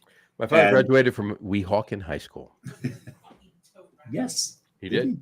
He did in the 50s, but he graduated from Weehawken High School. But I made it, and we made it with steak, and the steak was nearly forgotten on the plate. wow, that's pretty impressive. It's sirloin. We horked it down. Yeah, It was, and I get this, but John, we need to find some for you to use in that pumpkin soup. All right. Rather than pumpkin, I guarantee you. So butternut and acorn squash. What'd you call it? What was it again? He says it right there, honey nut. Oh, honey nut, right. Butternut squash was a classic. Acorn squash, we always had. Well, honey nut, we'll seek this out. Honey nut squash. You know what? We'll have to do that. It's a Rhode Island thing. And when I lived up there for that year, every time that I could find it, I grabbed it and I ate the hell out of that stuff. My God. It's definitely a Rhode Island thing. Just made a meal with spaghetti squash the other day. I love spaghetti squash. I do too. Just keep scraping it, and more spaghetti falls off of the squash. Okay. Beautiful. But John and Doug, this is a post you guys development in Rhode Island. This is your home. This is your home. There you go. seriously, shit's been going on up there since I left. Those motherfuckers. Those motherfuckers. All right. They did shit before you left. Did shit. Yeah. All right. So my top three. I'll make them quick. Number 3 is an Italian meat and cheese tray. Gotta have it. You mean a charcuterie? Not charcuterie, yeah, to a point, but it's kind of a 2 trays in one. But it's definitely got Italian. It's two trays in one. 2 trays in one. So you got sopressata, prosciutto, imported capicola, not gabagool. Well, gabagool, if you will, but imported though. It's got to be no. If it's imported, it's capicola. Because you say gabagool, they're gonna like, you want what? You want hot ham? Exactly right. Which we call it mortadella with pistachio. Pistachio. And sharp provolone, smoked mozzarella, fresh mozzarella, and olives. That's the tray. It's got to be that tray. And red roasted peppers, tomatoes, whatever you want to put in there. Sun-dried tomatoes? No, a couple of sun-dried. Yeah, why not? Got to throw those on there. Yeah, that's number 3. My number 2, sausage stuffing. Just the sausage stuffing is amazing. It's amazing. I need it. It's basically a food group. Okay, it's its own food group. It really is. And my number 1, I'm sorry, self-serving, patting myself on the back. Mom, thank you. Your lasagna. Lasagna. Yeah. Exactly. That's it. So, Spoken, and- like, spoken like a true Mezzoghini. of course, and not only that, okay, top 3 favorite Italian foods that aren't turkey. Even if we didn't, Italian foods, Thanksgiving foods. Did I say Italian? You said Italian. You fucking wop. I'm sorry. Top 3 favorite Thanksgiving foods that aren't turkey. If we forget about that, top 3 favorite Thanksgiving foods that aren't turkey. If we pulled that addendum out of the end of that, top 3 favorite Thanksgiving foods, it would still be this. So. Oh, I got news for you. My 3 would still be the top 3 because turkey is just an excuse. I love turkey. Don't get me wrong. And I did pull this up because I want to show you it now. And I say this every year on the show. And an honorable mention for mine, John. Yep. The cranberry sauce I make. Oh yeah, I do whole berry cranberry sauce. I do whole berry cranberry sauce as well. I'll do that tomorrow night. While I'm making lasagna, I'll be making a whole berry cranberry. Yeah, I will make that tomorrow. So now I gotta check with Karen. She got the cranberries. Every year, my cranberries are in the fridge. Every year on the Friday before Thanksgiving. So last Friday, right? My old firehouse in North Arlington. We talked about the fire department earlier. Oh, the stuffing they make. We do turkey night. So all former members, ex-members, life members. I know the story of this. I'm gonna pee while you're talking. No, I'm just showing it. That was my plate of food right there. That was my plate of food. Now I'm showing you now right here. That right there, where the finger's pointing. The green beans. All right, no, right there, right here. I'll just do it. Are you wearing gloves or your hands black? No, it's there. You go. That right there. That right there. Do you have frostbite? I do. That right there. Okay, that is stuffing. The stuffing on that plate. I know this stuff is not. It's not sausage stuffing. It's not regular stuffing. It is stuffing made. 90% of that stuffing is made with White Castle cheeseburgers. Oh, that sounds good. Yeah, yep. And it's a recipe that they do. Same guy does it every year. White Castle cheeseburgers. I said cheeseburgers, hamburgers, no cheese in that. White Castle hamburgers. White Castle hamburgers. Steamed onions. It would actually steamed onions. No pickles in that either. So it's the steamed onions, the burgers, and the buns. That's what they use. And so they go up that day and they get like 2 Crave cases, and they take them and they chop them up and everything else, and they put it and they add the seasonings and other stuff to it. Obviously, it's not just the burgers, right? But I like interesting additions. It's so good. It's cool. Ridiculously good. It's so good. And you're eating it like, this is great stuffing. You don't even realize you're eating a White Castle burger, right? That kind of thing. I haven't been to White Castle in so long, and we almost went when we were in Nashville to see the Pats whoop the Titans there. But we went to Jack in the Box because I'm so addicted to Jack in the Box tacos. Yeah. So. Gotcha. But we went right by a White Castle. Yeah. You know what? Every now and then I'll go to a White Castle. Brian Bogue just said, we did deep fried turkey for the last Giants game. Stop rubbing it in my face, Brian. Never mind. I'm kidding. For last game, to have our Giants Thanksgiving, had stuffing, gravy, and cranberry sauce to make sliders. That was great. That was awesome. Oh, Brian's being a jerk again. Okay. No, he's fine. He's fine. I wish I was there. I wish I was there to enjoy it. I wish I was. But we only say it out of jealousy. Exactly. We only say that jealousy. That was. I'll get the recipe from Rob. John, I'll send it to you. It's fantastic. It really is. It's not like you taste it and you're eating. Oh, these are White Castle burgers. You just think you're eating stuffing, but it's fantastic. Yeah. And it's. I mean, I'm sure we could make it with crystals down here, right? We got crystals. Oh yeah. Why not? And I don't know. My wife thinks I'm crazy, but I don't think they're as good as White Castles. But they're close. I mean, they're really, really close. So. Crystals and White Castles are very, very similar. White Castles. White Castles. Actually, that's what they should call it, because the only difference between them is that the onions, it's where the onions are done. So for White Castles, the onions are put on the griddle. Mm-hmm. The beef is put on top of the onions. That's the way they're cooked. Right. For Crystals, they cook the beef straight on the grill, and then raw onions are then put on top of the burger.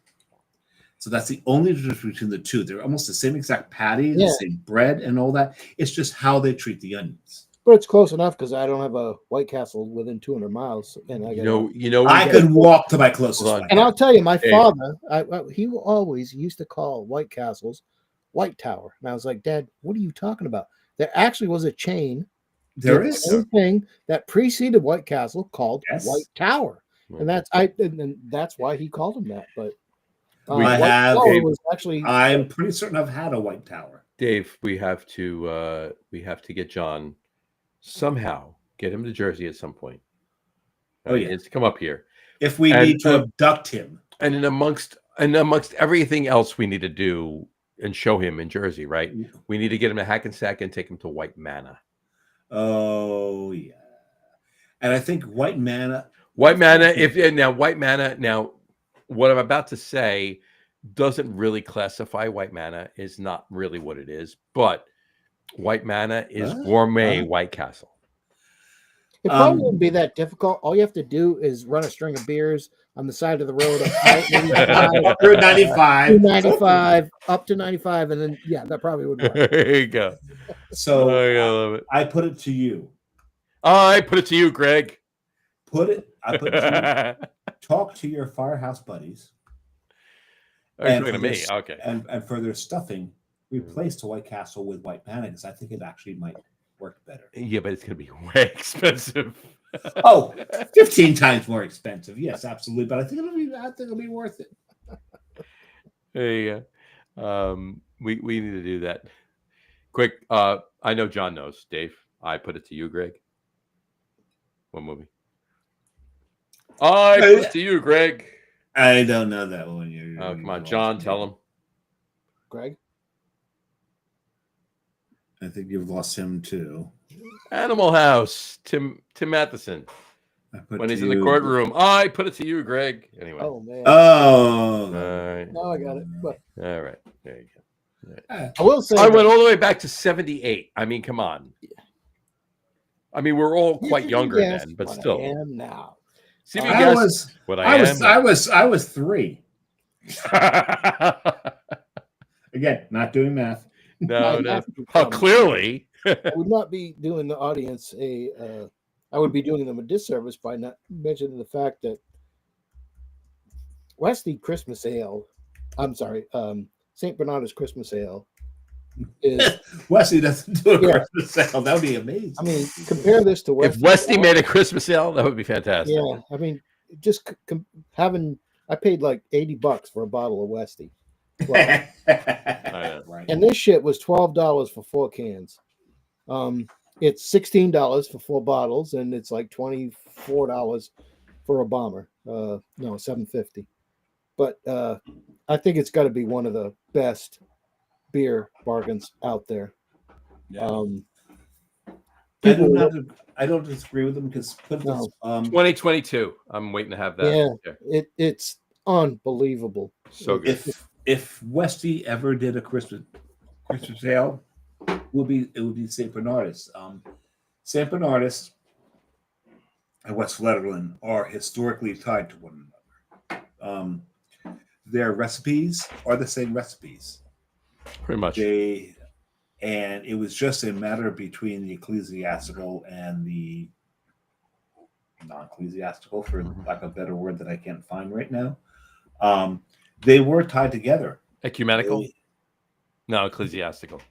Ecumenical? No, ecumenical might be right. Or laic might be correct as well, but that's only really talking about Tennant.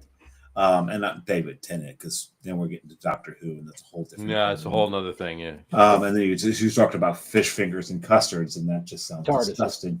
Yeah. And the TARDISes and all Jelly that. But by the way, okay, hold on one second. Oh, go ahead. Finish. 1 second. But I was reading. I just like, yeah. I'll put them. Oh, congratulations! You can read now. Awesome. But the whole thing is those two breweries, St. Bernardus and West Fletherland, are so tied together that there's very little difference. So West Fletherland 12 and St. Bernardus 12 are supposedly the same recipe. Yeah, the Abbott 12, which is pretty much the same as the Christmas ale for St. Bernard's, right? Yeah. With a little difference to it. But So the only reason West Lettering is held in higher, I'm convinced it's the same beer, but that's what you I said. think it's Yeah, I think it the is. only reason that West Lettering is held in higher esteem than can't get St. it. Bernardus is because it's so difficult to get. It's Yes. that exclusivity that makes it held in higher esteem, and I think that's unfair to St. Bernardus.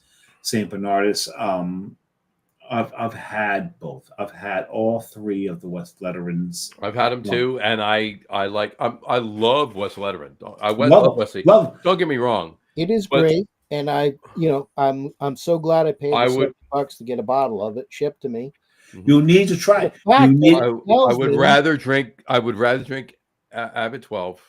Yeah, than- but I wouldn't know than that. Go if I hadn't got the bottle. insane Yeah, looking for Westy 12. but I can get St. Bernardus Christmas Ale all over the place here in Georgia. Sure. Every Christmas, I can get the Abbott 12. I've had them on tap at Taco Mac. I've had them. I can go to the growler shop and bring it home. Sure. And you know what? It's every bit as good to me. And I think that is worth celebrating because you know what? You're not going to be able to, people tell you how great these other beers are that the Are we rest back of to these are. this? That you should have a celebration after you have one of these. Celebrate You're good so- times. Come on. Come on, Come on. Yes. Because Where you were know they what? from? Where were they from? Quick. Detroit. Atlanta. Cool in the gang. Cool in the gang. Atlanta. You're both wrong. Jersey City, New Jersey. There you go. Oh, that's They were correct. born You're in correct. Atlanta. That's right over there. I don't know. I have no clue. It's I've- that way. It was in Belgium. Yes, I think it was. They're Belgian. Cool in the Yes, gang is Tung from, is from Belgium. is They're from, they're from Bruges. they're from Bruges. Yeah. It was cool shipping the gang. They were brewers. Cool chip in the gang. Oh, Staradumsky still has it. Wow, nice. They shortened their name for popular appeal. but Cool. Yeah, they took the ship out. Yes. And but Doug Smith's not wrong in his last comment here. I'll throw them up really quick. It's only one. Whatchamacallit? No. Doug Smith said White Tower used to be in downtown Providence. They went under the 60s. My father loved White Tower. Oh. Then he said he knew what it was. It was Animal House. I Yeah. put it to you, Greg. And he said, Yeah. Brian Boak said, I was drinking in 78. Yes, you were. He was drinking in 69. Who are you kidding? He was 8, but he was drinking in 69. Yeah. Yeah, exactly. And by the way, he was drinking in 78. He was drinking age in 78. That's because drinking age was 18 then. Okay. It's not like I'm helping Brian out here. He wasn't Yeah, because I think 21. He wasn't 21 in 78. I think it was He 18 32 in 78. Brian was 18 in 78, not 21. All right. And then Doug Smith said St. Bernardus is equal to Westy. 100%, Doug. I don't 100%. disagree with that at all. 100%. So, there you go. So where are we? All right. Where are we? We are at the end of the show. This was Oh. an amazing show and has been and always is. This is my favorite show of the year. This is by far always my You favorite. have said that like in the last 10 shows. No, I haven't. Yeah. You know I haven't. This is my favorite. You know this is my favorite show of the year. And I think your favorite show is the Big Beer Show. and a couple of the that Big Beer Show is my second favorite show. This is my Okay. favorite show. Big Beer Show is my second favorite show. The week before with your brother is my third favorite show. What about the Pumpkin Show? The Pumpkin Show is my fourth favorite show. So John is in the top. What about the shows. Rock Beer Show? The Rock Beer Show is probably number 5. And what about the Ass Beer Rock Show? Beer Show. The Ass Beer Show. What is the Ass Beer? I'm just waiting for you to go. That's number 6. Uh, But you're just going scaling ass. down. Let me think. Ass. 9, 6, 6, 9. I'm glad. Oh, I'm glad I'm not in that show. Yeah, I like the trend I'm in otherwise, but You yeah. don't want to be Yeah. on that show. You're Now, John, you were definitely in 2 of my top 5 shows. So That's cool. there you go. But yeah. Don't look forward to me next year after my wife watches this one and sees my comments on the English piece.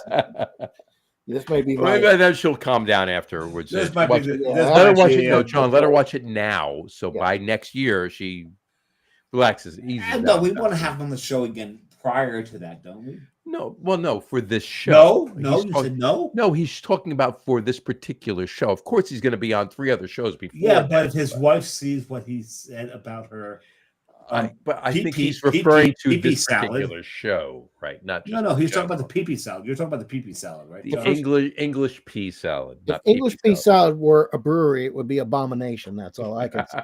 You know, Which is brewed at 10%. it was brewed in 12, Connecticut, 12. where they never have even fucking heard of English pea salad. But yes, Ugh. No, I'm sure a couple people in Connecticut have heard of English pea salad. Not a No. lot. Not a lot. Not a lot. if they do, they're I've probably heard of it, and it's only because they have tried to ban it.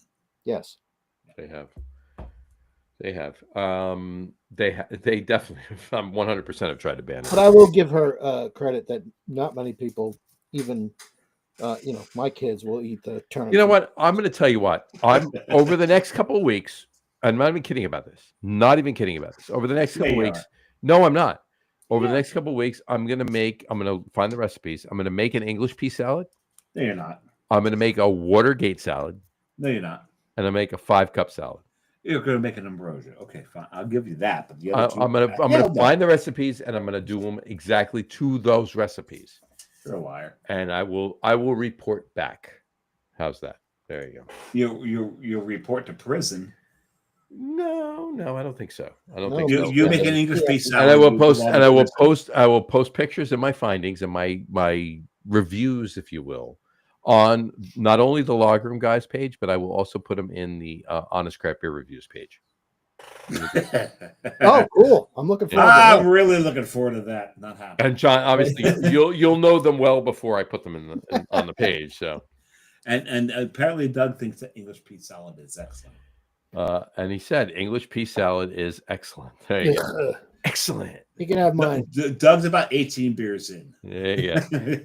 He says, I've had it a few times. I've always enjoyed it. I'm going to try it. I want to know. I want to try it. I want to have it. I like peas. I like mayonnaise. I like bacon. I want to know. I don't know that bacon's in it, but I like bacon. No, I'm just bacon's not in it. You could put bacon in that shit and it still wouldn't save them. Wait a second. That's a Bacon good way to can't rescue ruin it? fucking bacon is all I'm telling you. But Wait a second. This is so horrendous that it can ruin bacon. yes, it could ruin bacon.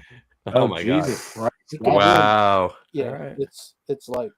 Well, that's a negative 5-star review right there. Damn. Do I seriously look like a guy that is fussy and doesn't eat a lot of stuff? But I can't. No, stand it. you don't.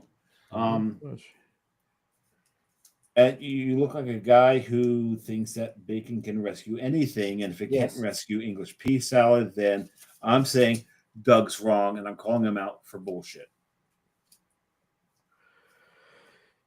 Okay. So I'm just telling you, the English pea salad is probably the reason that we had the Revolutionary War. It has nothing to do with the Boston Tea Party or that's all like It wasn't taxation without that's representation. revisionist history. It was the that was fucking that was English pea salad. secondary. That Yes. was It was secondary. English pea salad All right. that fucked everything up. English pea salad ingredients. Here we go. English peas. English So not- peas. English peas. They got to be. So there's a possibility that, Yeah, That- and that's the other quote. What the fuck are English peas, or how are they different from? but that might be the problem here. He uses a can of fucking peas Guru from has Kroger, only right? had it with American Or peas. it says or garden peas. English peas or garden peas. That's what it says. So English peas. Hold on. Moving on. Red onion. Dude, you've lost me right there. I don't. You don't like red onion? Because Okay. it's fucking purple. It's not red. Shut up. All right. So you're pissed off over the nomenclature. That's what you're. Yeah, you're yeah, focused on. absolutely. But also the let's take over everything in this freaking. All right. dish. So let's just talk about onion. There we go. Onion. There we go. Celery. Cheddar That's- cheese. Cheddar cheese. Cheddar cheese. Yes. Mayonnaise. Yep. Lemon juice. Dijon mustard. Granulated sugar. And salt and pepper. Anytime any salad has sugar in it, tells me everything else in here is awful. We need to temper it. That's Yeah. Guru- Doug said, I've had it a few times. I've always enjoyed it. And then he said, I'm not wrong. It's good stuff. Brew Guru is off here. There you go. after listening to the ingredients, I have. By the way, I would like to point out. Okay, so that- no. After listening to these ingredients here and Doug defending it, Uh-huh. he may have thrown me off Tiki. No, he hasn't. Because his whole flavor palette now is suspect. Well, you haven't had English pea salad yet. Yeah, you have. Yeah, everything Doug, about it's. I'm sorry, Everybody, Doug, but you're wrong. But the whole country was founded when Patrick Henry said, "Give me liberty or give me English pea salad." because English pea salad equals death. Yes. I'm listening to the list of ingredients here. I have to agree with that. All right. Well, you know what? I'm not even kidding. I'm going to do over the next couple of weeks. I'm going to make an English pea salad. I'm going to make a Watergate salad, and I'm going to make a 5-cup salad. This is like the exact opposite of what I wanted to accomplish about the English pea salad. Is that what people would make it, but okay. Gotta love it. I am not fucking making it. I'll make it. There's not a shot in hell. I'll make it. You are 100% on my Here's side. what I'm gonna do. I'll make all three, but specifically on the English pea salad, I'm gonna make the English pea salad. I'm gonna eat it, and then I'm gonna doctor it to make it better. Oh, now that's interesting. Assuming that I don't like it, It's gonna be so doctor damn it. easy to make it better, John, because you're going to eat it, throw up into it, and then you're going to eat it again. It'll be better. No. So I will make it. I will make all three, but I will make the English pea salad. I will eat it. You take and those then I will ingredients, doctor it. and vomit to that ingredient list, and it can No only vomit. make it No better. vomit necessary. I will make the English pea salad. I will eat it. I will report back on it. Then and only then will I doctor it and make it better, and then report back on that. That's what I am looking forward to that. And when 100%. The can we expect the this only report? way to make But it give better, me like 2 weeks. Give me like 2 weeks. assuming that And I you think don't die the- in the process. Mhm. and I think the best way to make this better is to make it not English, not make it pea, not make it salad. Hey! Some of my favorite beers are English. I can't say that, and I do love salad. So there you go. So, are some of your favorite salads English? Some of my favorite salads are no, not necessarily, but There you go. Doug Smith just said peas were very popular side dish when I was living in England. That is a variety that went well with Sunday roast or mushy with fish and chips. I've had mushy peas. He also said, "I'm going to serve it on Christmas." Thanks, Burger. Yeah. Oh, your family's going to. He's convinced you. There you go. I'm sorry about your pending divorce. Oh, Please don't blame me in court. There you there you go. Oh my God, this is a public show. We could be subpoenaed. Yeah, we could. But let me, you know what? Let me do my due diligence first, Is that what you're saying? so we can find a common ground, and then maybe we won't be. There we go. Oh, common ground. Oh, I like coffee. I like coffee. And it's just not my kids can't. None of my kids will eat it. They won't even go near that stuff. So your wife's the only one that likes it. Yeah. Well, actually, one of her daughters does, but even two of her southern daughters won't go near the fucking shit either. So I mean, they were born and bred in the South, and they're like, they won't. They call it English puke salad, not pea. English poop salad. Yeah. They won't go near it. So yes, I guess it's a southern thing. I never heard of it before I moved So down. English pea salad is a How? southern thing. I So think how does- so. I never heard of it in New England. So how Ever. does You would think that in New England that's where it would be, right? And the South wouldn't know. You would about think. It. That's I what you mean, would Georgia how was does- the southern colony from England too, right? That's true. Yeah, I that's guess. true, Oglethorpe and all that. But I've Yes. got a question for you. How does Douglas Smith know about it and love it? I don't know, unless he's a secret descendant of King George. Inquiring minds want to know. Yes. He's a secret descendant of King George. That's what Is it he a is. Tory or a Whig? We need I to think Oh, Nick- he's a fucking Tory. No, he's Yes. a goddamn Tory. And so there was this one story where Tory, sorry. I see. no, there's a story where during the American Revolution, where a lot of the British loyalists were going to fuck up the whole, the British are coming and ride and all that, and they were going to stop that whole chain because there's a lot more than Paul Revere in that, and one of the British loyalists were going to come out and stop it, but the hen house when he woke up and started to come out and try to stop it, the whole hen house went into a frenzy. And, those who were on the side of the revolutionists heard this, and they came and they grabbed that person who was going to try to stop it all, and they honored that hen house because the one that started it in that hen house was the first chicken to catch a Tory. Oh. All right. On that note, I can tell you that where Paul Revere at my Thanksgiving table, he would be writing and saying, "The pea salad is coming! The pea salad is coming!" But,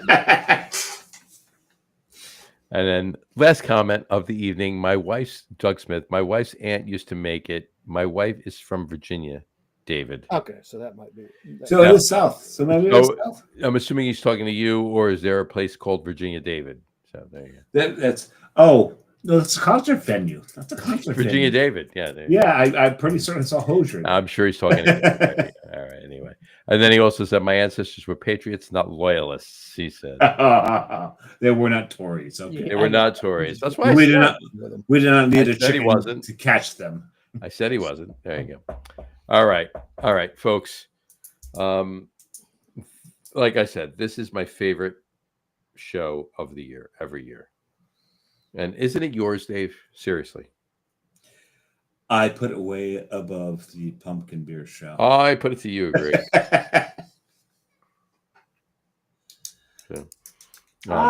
It's definitely up there. It's up there. This is definitely my favorite show of the year. So. The Big Beer Show is up there. The Christmas Beer Show up there. Is This time of year. Look, the Beer Show is up there. From late September to early January. My top 5 shows of the year in that realm. So now that doesn't mean any show that's got John Staradumsky on is in my. Of course, 100%. That's my point, right? Well, but it's 100%. No, we love every time you come on, John, and you should come on more often than 3 or 4 times a year. You should come on like every other week. No, I'm kidding.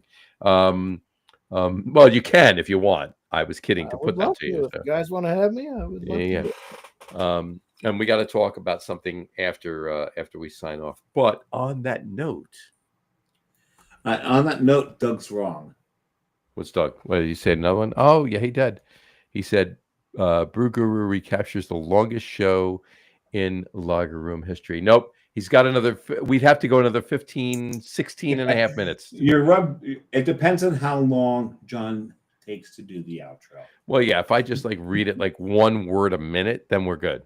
Then we're okay. Yes. All right. There we go. 5 beers in, John. You're up. No. Close. Brew Guru has 3 of the top 5 longest shows. Oh, fuck yeah. All right. For a good reason, because we enjoy having on. But Rod J still has the longest show at this point. Yeah. So he does. John, do you want the longest show? We can go into the 15 minutes. I'm fine with that. Oh man, that means you need to do a show with Rod and I on it. I was just going to say the same fucking thing. Yeah. We could do that one into 2027. That would be awesome. Just for one show through 2026. There you go. That'll be a 4-hour show easily. It would be a 4-year show. It would be a 4-year show. Yeah. It would be a 14-month show. That'd be a damn good way to empty the fridge. We'll start it. You know what? We'll start it next week, and we'll finish it in February 2027. There you go. No problem with that. That might be the one to do. Exactly. I don't need to work. Many bio breaks will need to be taken, and some food breaks too. And then my folks can watch it and wonder what the hell we're talking about Mardi Gras on the Christmas Beer Show for. Exactly. All right. But in any event, like I said, this is definitely. You're right, Dave. That was out of nowhere. That was a very bitter burp. Oh, that was a burp? Oh my God. That was a burp that turned into a cough. What are you doing for encore? He'll be in that room over there. You don't know. All right. All right. Anyway, once again, this is our favorite show of the year. I know it is yours too. We love doing this show. We're so happy we did it tonight. It's getting later, but Guru has been posting all day in our shared group. Mm-hmm. Excited for this show. Absolutely. As was I, as was Dave, as were we all. So So we love the show. we love the show. On that note, though, And, we will wrap.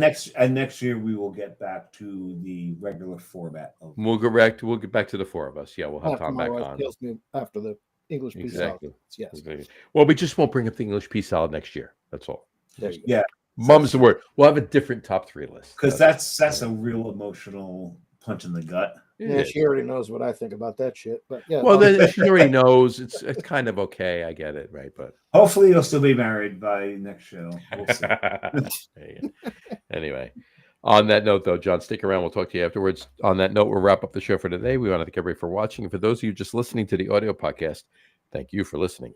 Don't forget to visit our website, www.logroom.com. That's LAGERROM.com. And please remember, like us and follow us on all of our social media, Facebook, Twitter, Instagram, and of course, our YouTube channel. All of them are at The Log Room. Remember, we go live with the video podcast on Facebook, YouTube, X, and Twitch every Tuesday night around 6:30 p.m. Eastern Time. Tonight was an exception. And for those of you who just want to listen to the audio podcast, you can do so on our audio host, Spreaker, as well as iHeartRadio, Apple Podcasts, Spotify, Odyssey, Audible, Pandora, Amazon Music Podcast, iTunes Music, YouTube Music, TuneIn, Podcast Addict, CastBox, Deezer, Podchaser, Listen Notes. Pretty much anywhere you can find an audio podcast, you will find the Log Room Guys Craft Beer Podcast. And if you haven't done so already, please subscribe to one of those feeds and you will never miss a show. Again, thanks for following along with us. Have a great rest of your week. John, once again, thanks for coming on the show with us. We love the show every year. We love the fact when you're on the show every year. We love this show. And to round out the top 5, the Christmas in July show. Always 7-1. That's all I get. Well, because you made a fucking excuse about why we were late. You lost like 18 points. I clearly. I'm the one that is honored that you guys have me on the show because it's awesome. I really we enjoy love it. having you on the Looking show. forward to it. Was great to meet Dave in this year. We met earlier, and Johnny, we got to do That this. that Gotta was get down there. Gotta get I'm down down there. to Taco Mac, that all was- the beers on me, and we're gonna have some fun. So that was one of my Get down there. highlights yeah, of my you down. come down. this year. We'll hook up at Taco Mac. 6 months later, we'll do a show. But yes, 100%. because And I love the fact that I got to meet you and your progeny this past year and in the year coming. I plan on meeting what's his name? Oh, Tom. Tom, yes. Mr. Yes, Mr. Whisper. Mr. Whisper. Mr. Whisper. Yep. Beer or whiskey, you take your choice. Have at it. Yeah, figure it And I out. plan on meeting him in this coming year. And You are, yeah. Next year, you're going to go. You're going to be down there. we'll see. It really depends on the Oklahoma Sooners schedule. Well, we're all gonna. Well, Dave and I and Rod are going to be together in late April. Yes, that's gonna be fun. We're gonna do some podcasting from the Craft Brewers Conference And, in Philadelphia. as much as I'm looking forward to you coming down here and us having some beers at Taco Mac, I hope for many swears and Monday night. And Are you saying that I curse on Facebook? Is that what you're telling me? No, I was talking about Dave. Yeah. Oh, yeah, right. Dave runs the group. Dave runs the group that does the over under how many times I curse on. Oh wow. Well, Oh yeah, And why there's you're not in the another group? You guys bring him into the group. Why how you can not I get bringing in him? on that? Yeah. Oh yeah. So next season, if you want in on it, I will pull you right in on that. It's Cool. we have a lot of fun. Not everyone has a lot of fun. A lot of people just suck in that group, but there's and funny, Yeah. It depends on how the Giants are doing because the overall. no, it has nothing to do with it. It has Well, no, nothing to do with how the Giants are doing. It has to how trend, you the it's overall how you fan react to it. demand in that group is Yeah. Giants fans. So. I probably And, wouldn't be much interested except for the games when we. Well, that's No. that's all, It's that's all it is. The It's not that. overall, the over under is all about how John reacts. It's all about to the me. It's game. not about the Giants. It's It about has me. nothing to do with them. Has nothing to do with them. So in the group, the person who's most knowledgeable of football is in last place right now. Mhm. To give you an idea, and that would be Mr. Gattulo. He is sitting in rock bottom Rock bottom. Mr. by Cthulhu. himself. Gattulo, not Cthulhu. Cthulhu. Cthulhu, that's- I mean, that's like Who will be on the Big Beer Show? Who's on the Big Beer Show? He is a big beer sugar. He is a big beer. He's a big bear. He's a big bear, not a big He beer. is a big bear. No, well, we all love bears- crap. we all love craft. Yes, we all love craft. All of craft. All of craft. Yeah. And Craft. And so do some masseuses in Florida, I hear. Yes. And it's a race now. It's a race now between and That some wasn't the same 19 kind of and Lovecraft some, I was talking about. But yeah, and some yeah, 19 and some, I was and thinking some about 19 HP, but yes, that's a good point. Yeah, Yeah. I think they're pretty well tipped. Yes. Tipped. Oh, there you go. There it is. I love it. Anyway, all right. But it's a race now between Doug and I between who gets a Lovecraft or a Cthulhu themed tiki mug first. Mhm. Doug's getting Watto. There's no doubt Yeah. about that. He is, and he also just said you can do English peace salad reviews. Honest English pea salad reviews. That's I'm the pretty next sure I group. already gave my honest. I'm going review to on look. that. I'm going to have it. Give me 2 weeks. Give me a couple weeks. I'm going to have the salad, and I'm going to eat it, review it as is, and as a traditional And recipe. then necessarily And doctor. then I'm going to doctor it up and make it better, and I'll tell you how to do it. That's And all. it'll be a Caesar salad. yeah. Just get rid of the peas and the mayo and the celery. And the English. And And the English. because the English can't cook worth a fuck. I'm just No, there's some things that are good. fish and chips, that's about it. Fish Oh and no, well there is shepherd's pie, There's plenty of stuff. which is Irish. Bangers and mash. Bubbles and squeak, There you go. and a whole bunch of other things to have an ampersand in them. Right. Because apparently the you have ampersand, good food without an ampersand in the well, They can make good beer. Yeah. according to the British, great beer. according to the British, the ampersand. Hold on, Dave. You want to read that? Go to whole tiki mug for sure. There you go. All right. But the ampersand in British cooking is seasoning. Mm, That's their version of seasoning. fair enough. All right. It's, All right. it's why Tabasco is way too hot for anybody who's English. Tabasco's great though. They do have some, they have really good food, but I think if you ever showed them a bowl of English pea salad, they'd be like, "What the fuck is this shit?" Dude, Hang we on, didn't make hold this. on, This is hold on. not- Fucking names off this stuff. Mind because you, we didn't make this up. I can do it out like here, steak and kidney pie. That's Okay. good. Leave out the kidney. I'm good with steak pie. But steak and Guinness pie. Kidneys alone are not good, but sticking kidneys together, that's not too bad. But Steak and Guinness pie, on the other hand, is No, ooh. I mean, I'm more of a liver kind of a guy, right? Especially when it's the worst. because your liver is the worst right now. See where I went there? Yeah. Right. And I mean, ask Dave. I'll sit at McSorley's and drink a bunch of dark and eat a plate of onions and cheese and crackers and have 2 or 3 liverwurst sandwiches. I was explaining to Carrie Leave me alone for a few hours. I'm good. That's good. the other day. So Doug, you know Doug. I know Doug. First time I went there with him because he knows the family. Not He's Doug. Doug. And we sat down, and there's another family there. It was a quiet night at McSorley's, which is a rare thing. Never happened. And him and I both ordered 8 and 8. So 8 and 8 is 8 8 dark pales, 8 darks.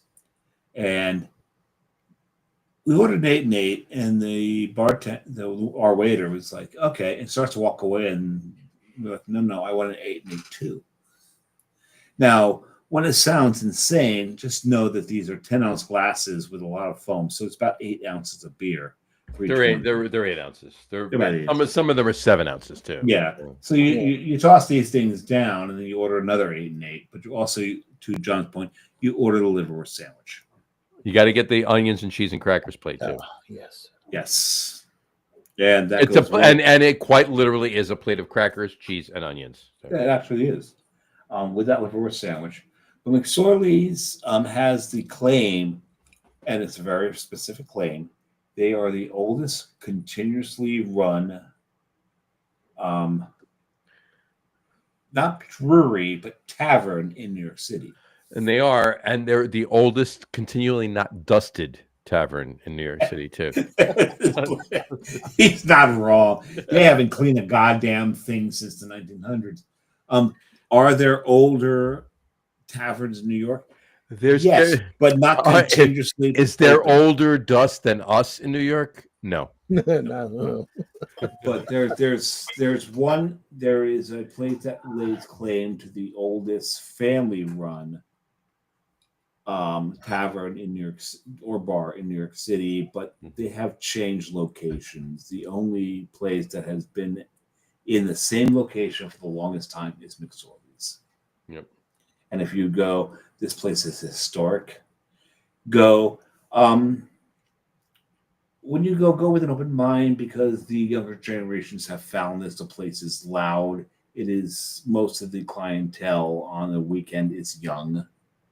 But I love that. I love the fact that McSorley's will continue to exist because the younger generations have found it. And they've embraced it. They embraced the history. Yeah, you have to love that. You have to And the love it. secret of their long-standing success is that they have never had English pea salad on their menu. And they never had a fight. And that's, you're not wrong. You're not wrong. He's not wrong. He is not wrong. He's not. So, Do you guys get a theme here that I can't stand that shit, or okay? But I thought about it. Yeah.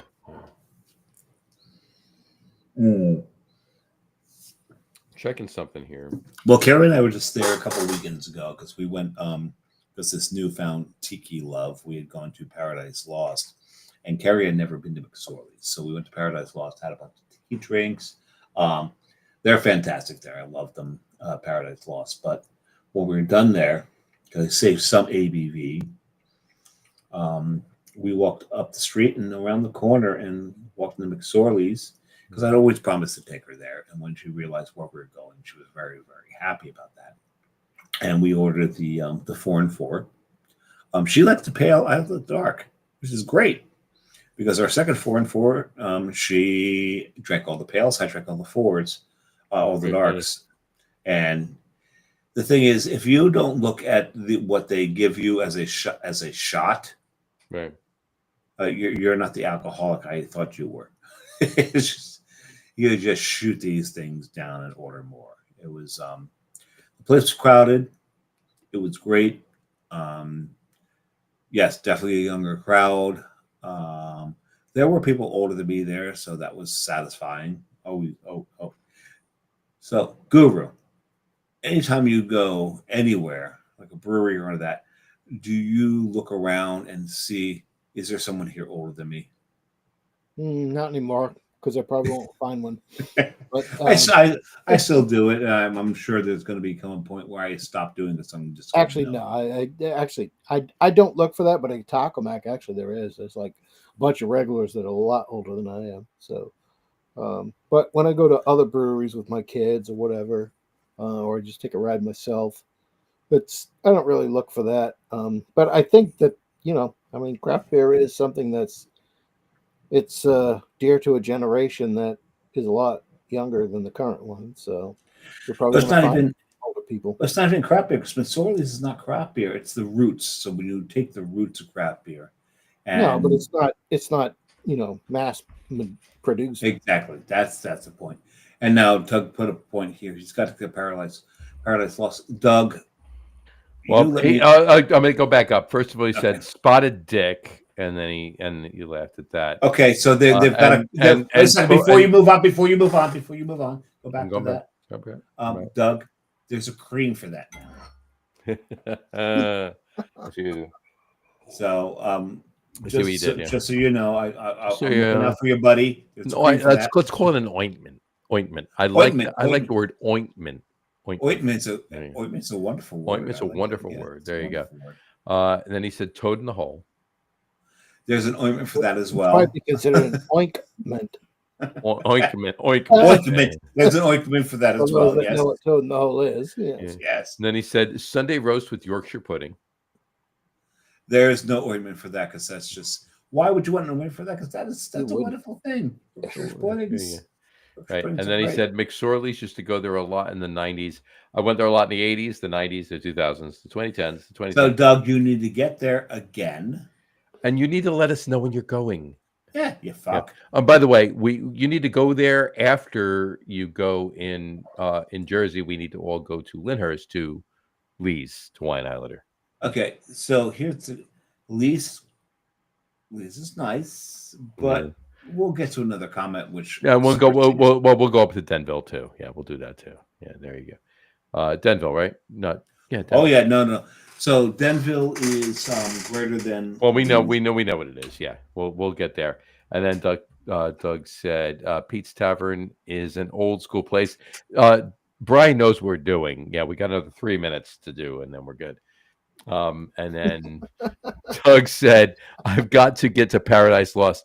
I do too, Doug. I've not been as well. So Doug, when you get back up here, and you want to go to Paradise Lost, you can forget if we talked about going. No, we'll go to Lee's. We'll go to Lee's. We can go to Lee's, but if it's between Lee's and Paradise, Paradise, no, it's not between. We're going to both.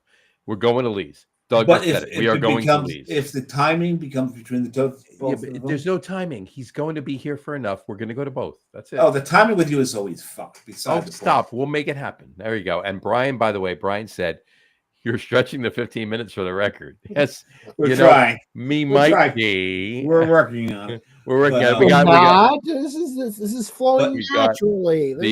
But here's organic. It's but Paradise Lost. 3 minutes. Paradise Lost. Speaking of that, they need to open maybe I should open a location here in Milton, Georgia. You should. Milton. Paradise Lost. No. Paradise Lost. But I know you did. Milton, I see what you did there. Paradise Lost. Milton's actually right around the corner from me. So I found Milton's writings very boring, actually. Really? What movie? Doug, please help me out here. Please help me out. But Paradise Lost, right over the corner from And Doug said no joke. Doug said no joke. The tiki culture love is not a phase; it's real. Doug, please tell me the movie I just referenced when. And tiki culture love is not a phase; it's a poison. It gets into. I've actually found Milton's writing. Milton's writing is very boring. It's systemic. Actually, I think it's never going to leave once it gets in there. It's never going to let you go. It's a sickness. Hey, Paula, I want to marry you. Hey, Paula. We're back to Analos again. That's the movie that's from. When Donald Sutherland is teaching. Yes, that's right. It is better to. And we got it. There you go. Then he said it. And we got to see Donald Sutherland's ass in that movie. That was awesome. Thank you for sharing. I know. Yeah. All right. All right. So we've already done the outro. About 15 minutes after the outro. We need to talk for another minute and a half. Yeah, that's not a problem. Not at all. My thing here is out of beer. Well, don't open another beer. We're I was about to say hanging up. And the only limiting factor See you later. Goodbye. I may have to go because all my employees quit, and I have to log on early to cover them in the morning. But yes, they will quit. Yeah, because they finally watched the show and went, "What is this fucking idiot? Yeah, what is this going on?" There you go. I work for this guy. No. I can't work for this drunk anymore. Yeah, there you go. I know what I'm watching here. Oh my God, it's a different show that's actually on my phone. There you go. Yeah, are you watching another podcast? No, I had to go on YouTube. I had to go on YouTube to see exactly how long the longest show was, and we have another exactly 30 seconds to beat it. So there you go. Okay, so John, what do you beat for 30 seconds? Wow. On that note, folks, I'm not even going to. Good night. I'm not even going to touch that one. Wow. There you go. Oh, you're going to touch it. You know you. I didn't even mean to do that one, but yeah. Anyway, well, obviously, hold on 1 second. We're done. There you go. It's the record. There you go. And Doug Smith's going to actually. It's the record. Really, after all this, Doug Smith's going to make a tiki cocktail after this. And he said, "I'm actually going to make a tiki cocktail." Good night, guys. Doug. Good night. Let us know when you're getting up here. We'll make that happen. I want to know what cocktail you're going to make. Let us know what cocktail you make. John, you got to get up here too, and I will get down there. And yeah, I got a couple people I got to visit in Georgia, but you're at the top of the list. So there's a lot of, and I will definitely let them know that you're at the top of the list too. So cool. So, But in any event, one of them's not far away from you at all. In where the hell is he? I'll tell you where he is in a second. Well, you got 3 seconds. What did Doug say here? Now we know the dressing for his pea salad. He's in Cumming. Oh, that's not far from here. Yeah, exactly. It's right And I think between, that has something to do with Blue the Balls dressing and, for his pea Winnipeg. salad. Is that? He's in Cumming. There you go. And I think that has everything to do with Incoming.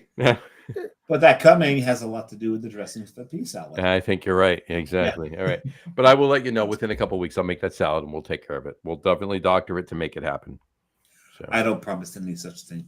Yeah. I Anyway. don't know all right, what you'd have to do to it. But John, hang on. We will talk to you in a couple of seconds. We're gonna and Right, for 'cause we today, haven't I been did talking I did the outro 25 minutes ago, so that still stands. I don't have to do it again. Folks, we will see you guys next week. Next week we have another New Jersey brewery on the show. Brand new New Jersey brewery on the show. We do. Oh, Pallet Brewing from Maplewood, New Jersey. They just opened about 3 months ago. Parking there sucks, by the way. But the brewery is fantastic. So Brewery does great shit. Yeah, absolutely. Get there. And there's food right across the street. It's an amazing place. Get there. And More about that next week, though.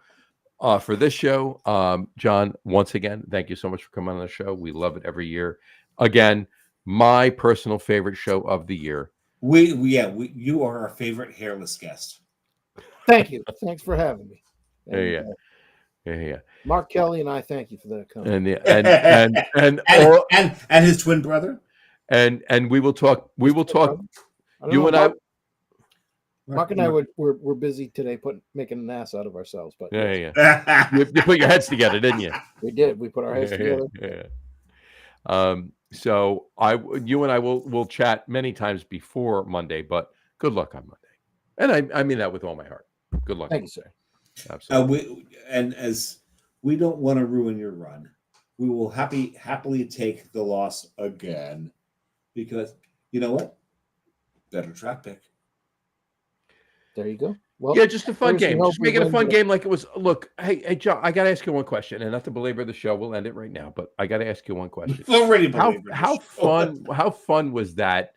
That pitch back to Olszewski when Olszewski threw the ball to I don't know if you saw it, the play threw the ball to Jameis Winston, and he scored. He shook off the defender, the Lions defender, and scored the touchdown. It was fun. And a losing effort. Yeah, but they only had a losing effort because Shane Bowen is the moron, the worst fucking defensive coordinator that has ever walked the face of the earth. And if the man gets into the job, whatever team hires him is a bunch of morons. All right, I'm off my soapbox. Yeah, I'm off my soapbox. There you go. But in any good event, night, folks. There you go. But no, seriously, good luck on Monday. We hope it's a good game. You guys, I'm sure, will win, but we'll go back and forth between now and then. We'll get interesting. We'll get it. So, on that note, though, stick around. But thank you for coming on the show. We love this show every year. Have a wonderful rest of your week. Have a wonderful, happy, have a safe tomorrow night. If you go out, if you choose to partake in amateur night, just don't.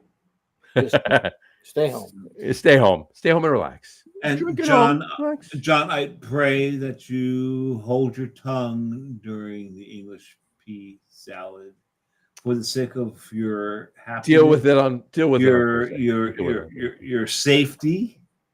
We wouldn't want to see anything happen to you. Shit out all over the screen. That's what I want to see. I want my opinions validated. So.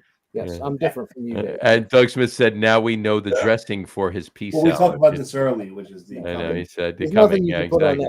You could have drafted May. Yeah, we could have drafted May. You're right, but we did. We drafted Dart, and we have him and Scat and several when Bleak Neighbors and you know what?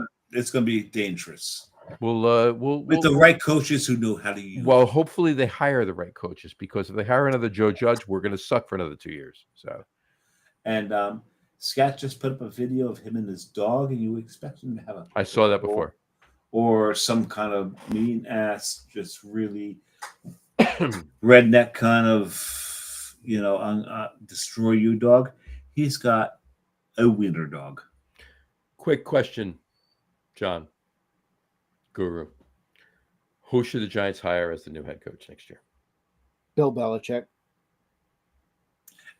Not a doubt in my mind that man could not do better in the NFL than many, many, many coaches that are there today. And with the actual tools that the Giants have, Well, he can give him better tools. He could have done the same for the Patriots if Kraft hadn't screwed him over. I seriously believe that. Now, I love Mike Vrabel. I think, but Mike Vrabel's a lot of what Mike Vrabel was Vrabel's doing- the disciple of Belichick. So that's yes, there you go. His coaching skills come straight from Belichick. So Belichick's already been on the Giants staff. I mean, he won 2 Super Bowls on the Giants staff. yes.